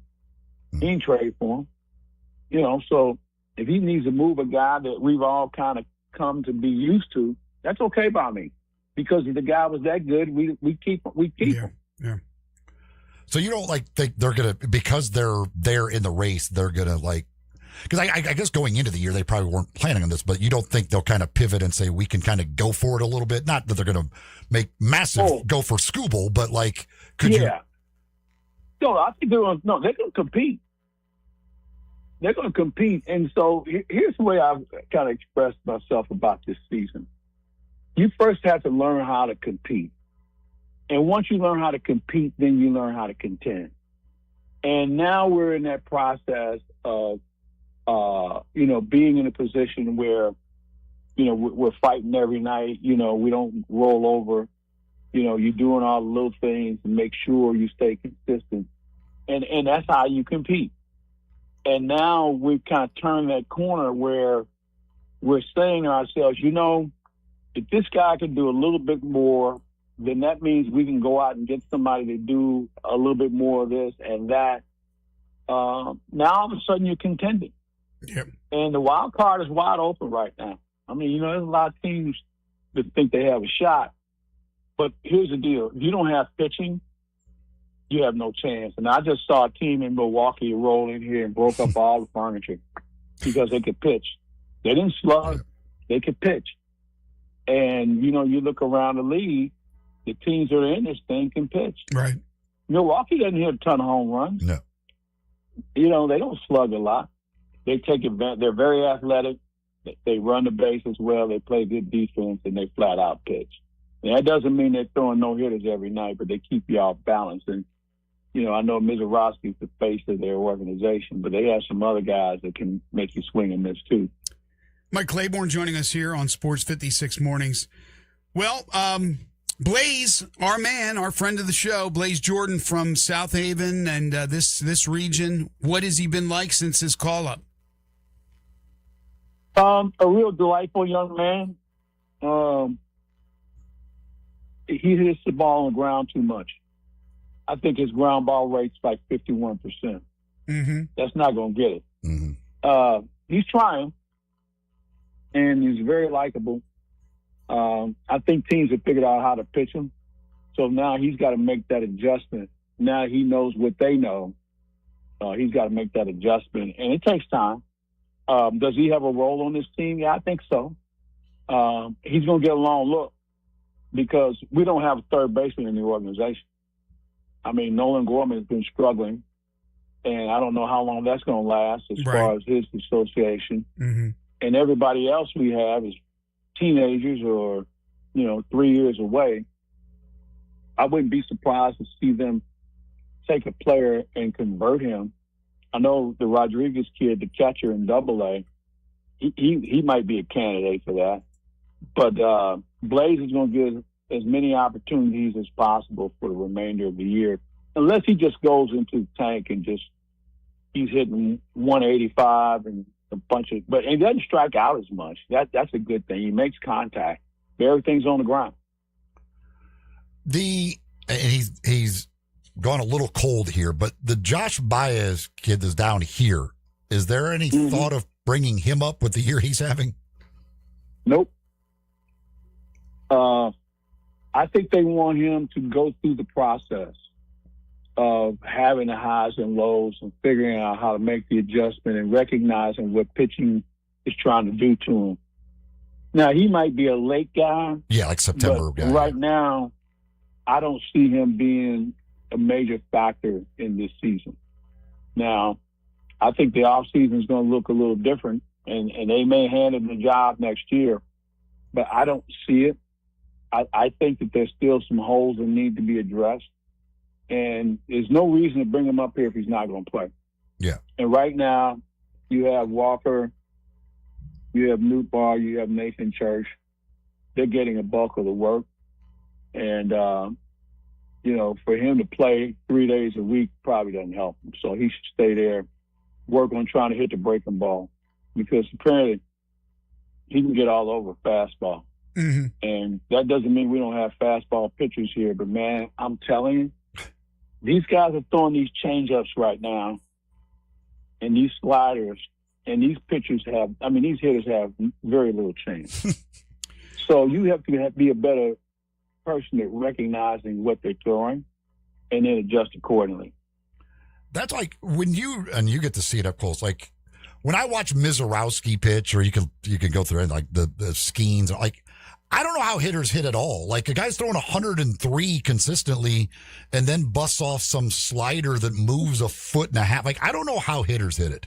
Yeah, you know what, Eli, you're right. Hitting's hard, man.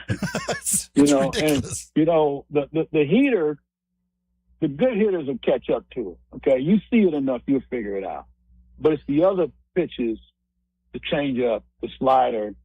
Some of these guys are throwing knuckle curves now, and you got no chance. And when the changeup is 94, like that's your changeup. Yeah. It's like what? Exactly. Walker hit a 95-mile-an-hour changeup the other day for a home run. And I'm saying to myself, I just said he hit a 95-mile-an-hour changeup, throws a 95-mile-an-hour changeup, and better yet, hits a 95-mile-an-hour changeup. So it's one of those situations where as the game is evolving with regard to preparation and the confidence that pitchers have in throwing certain pitches, if you're not ahead of the pack, man, they catch up to you quick. And I think we're going through that phase right now. I think the changeup has more of an impact on the game than a 104-mile-an-hour fastball. That's interesting. And the reason I say that is because everybody doesn't have that velocity, but everybody can. You show them a grip, and everybody can at least be reasonably effective with the changeup. You may not have to throw it for strikes all the time, but you have to respect it. And it's a very tantalizing pitch for hitters because it's a little slower, once you recognize it and you think you can get all over it. So you're seeing more guys staying in the lead because, listen, everybody's not going to throw 105, and the ones who do, their arm falls off or their elbow blows out or whatever. So you better have an expansive repertoire of other pitches that you can get over for strikes. Last thing for you, I'd be remiss if I didn't ask you about your Grizzlies and the trade of Ja Morant. Hallelujah. It was time. I mean, I think he wore out his welcome there.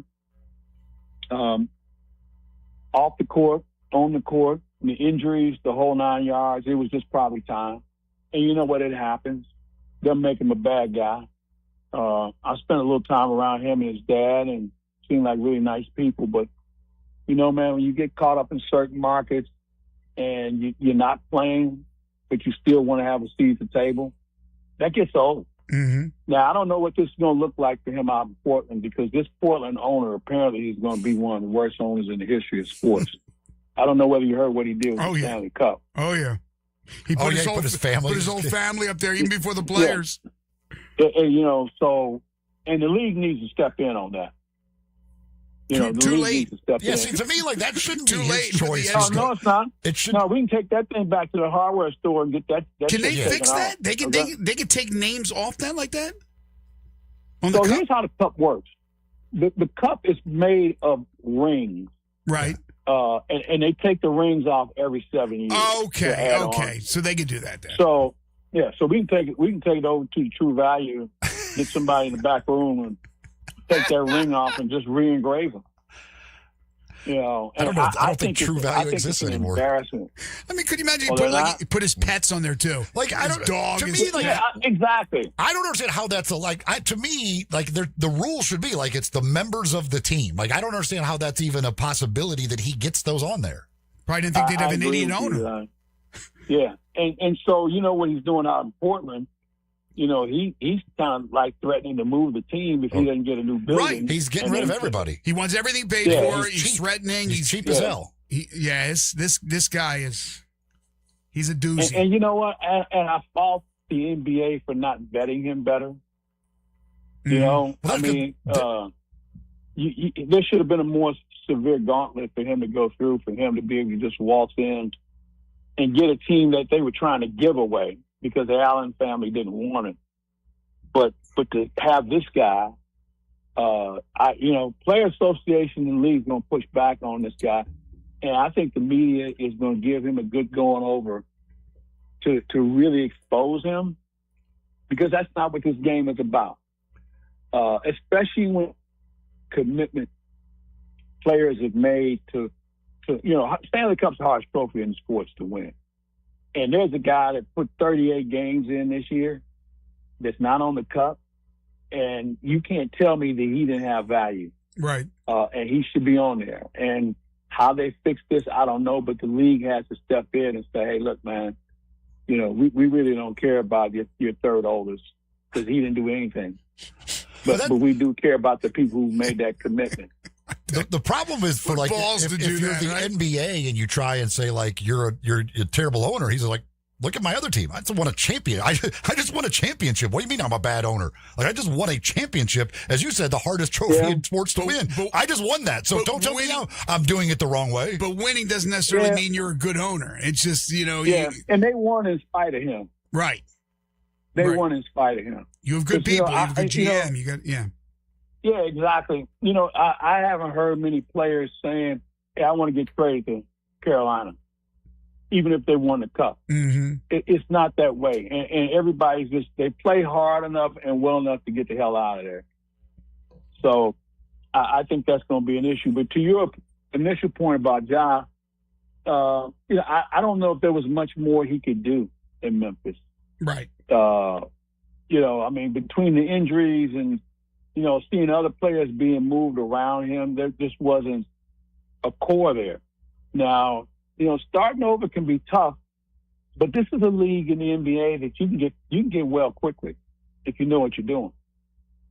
And I think that they had to take a long look at what their personality should look like within the conference, because they were a team 3 years ago that was like, here we go. This is a team we were talking about getting to Western Conference Finals. Then Ja had his moments. Then the injuries come about. There's some other guys you moved on from. You decided you didn't have the coach you wanted.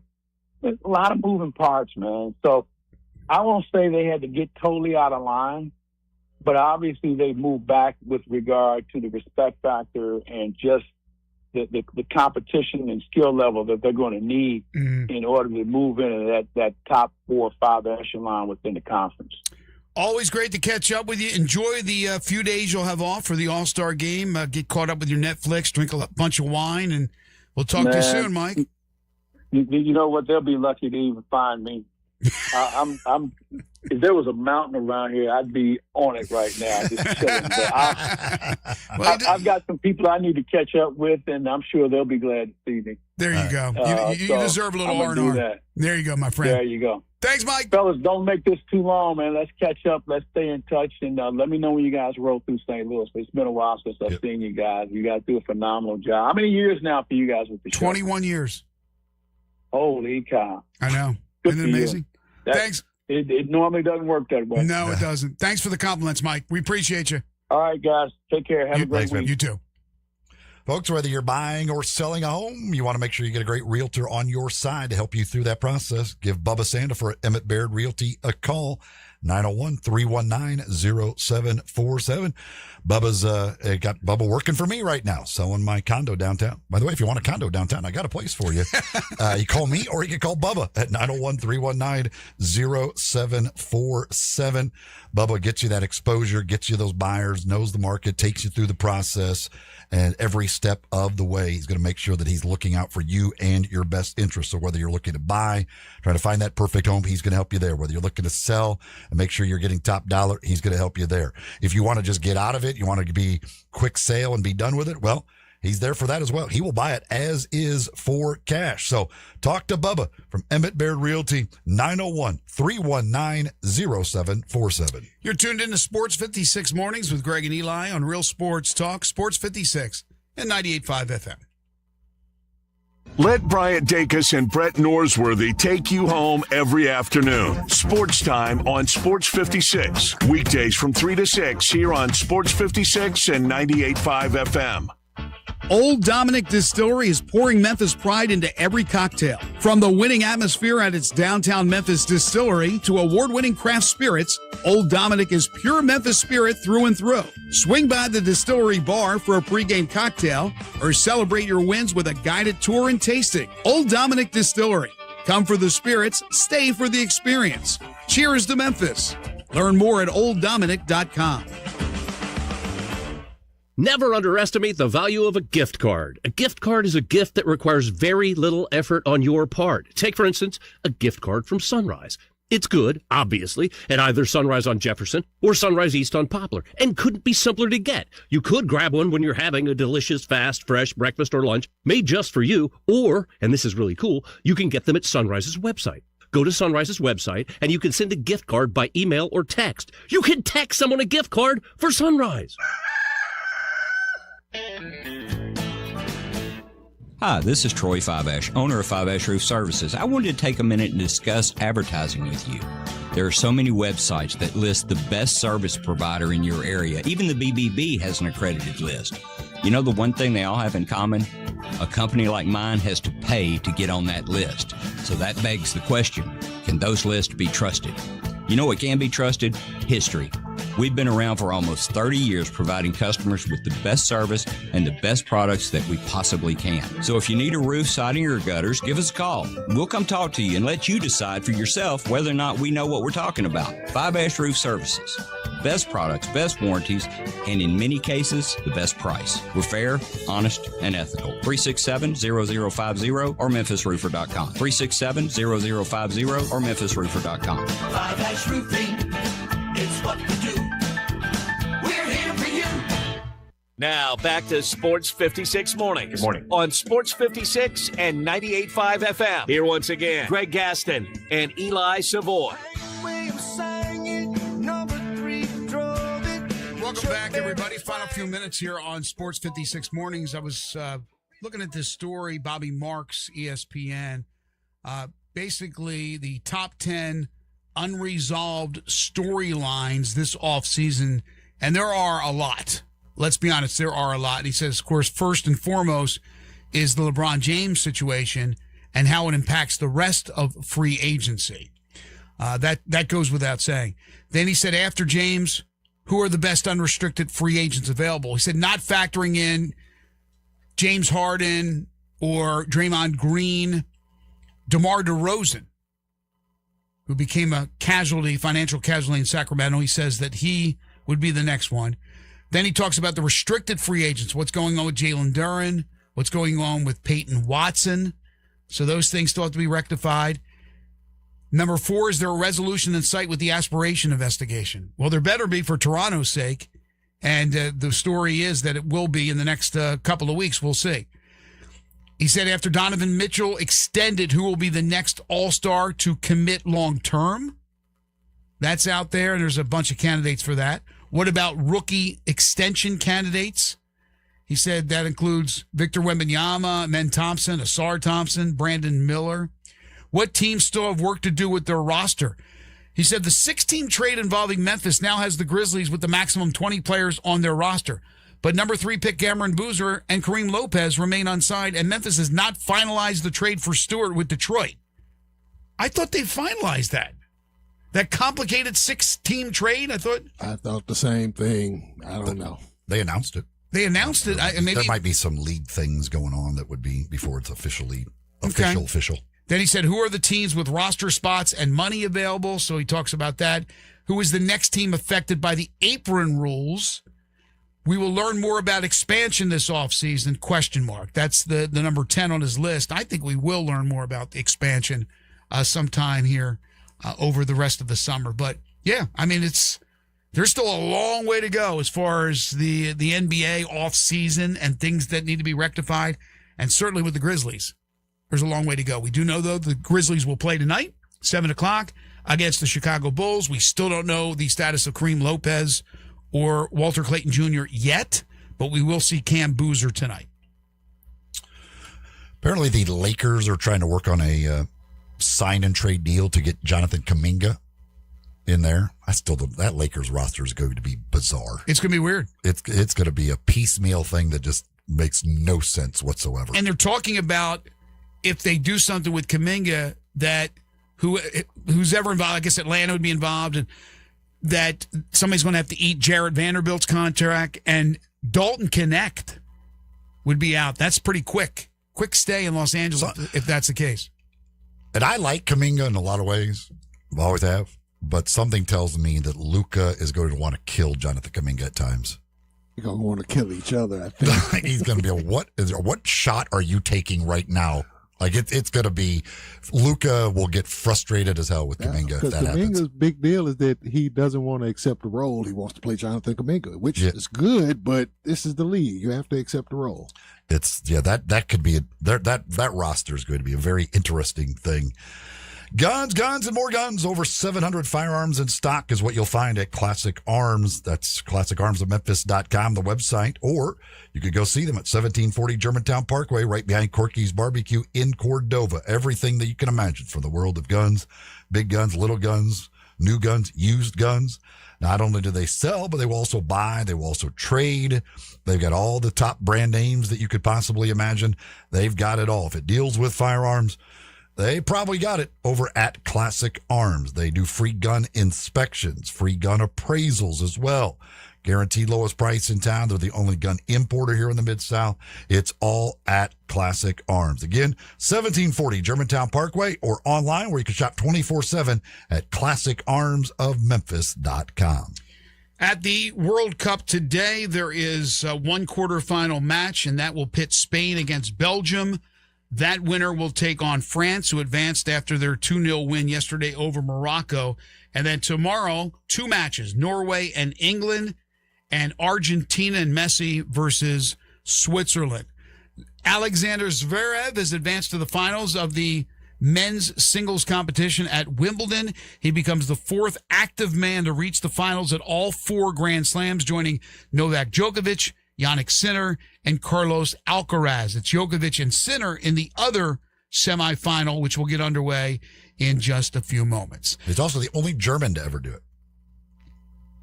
To reach all four? Mm-hmm. So which one did Becker not reach? I have no idea. I just read it off the TV screen. Wow. Boris Becker wasn't a finalist at all four? That's a little bit surprising. Wonder which one it was. Maybe it was, he was great at Wimbledon, right? Maybe it was U.S. Open. I don't know. You give me something to look up now after I get off the air. I didn't. ESPN did. Well, I just read it. I would never have seen it. I want to thank John Varlas and Mike Claiborne for joining us on the program. I want to thank you, ladies and gentlemen, for all your calls and texts and just being French loyal Open. to us. What is it? Boris never reached the French Open final. The French Open. Yeah, I knew he was great on grass. He was diving all over the place. But the French Open, huh? That's wild. But again, thanks to you folks. We always appreciate your loyalship and your loyalty to the show, your listenership. We appreciate that. Coming up next, it's Wolo and Friends on Sports 56. It'll be Landon Schmidt's final day with us at Sports 56. He and Darian Newsom, once again, they are pinch hitting for Wolo, who will return on Monday. For Eli Savoy, for Jay Ham, I'm Greg Gaston. Have a great weekend, everybody. We're back on Monday. We'll talk to you starting at 7.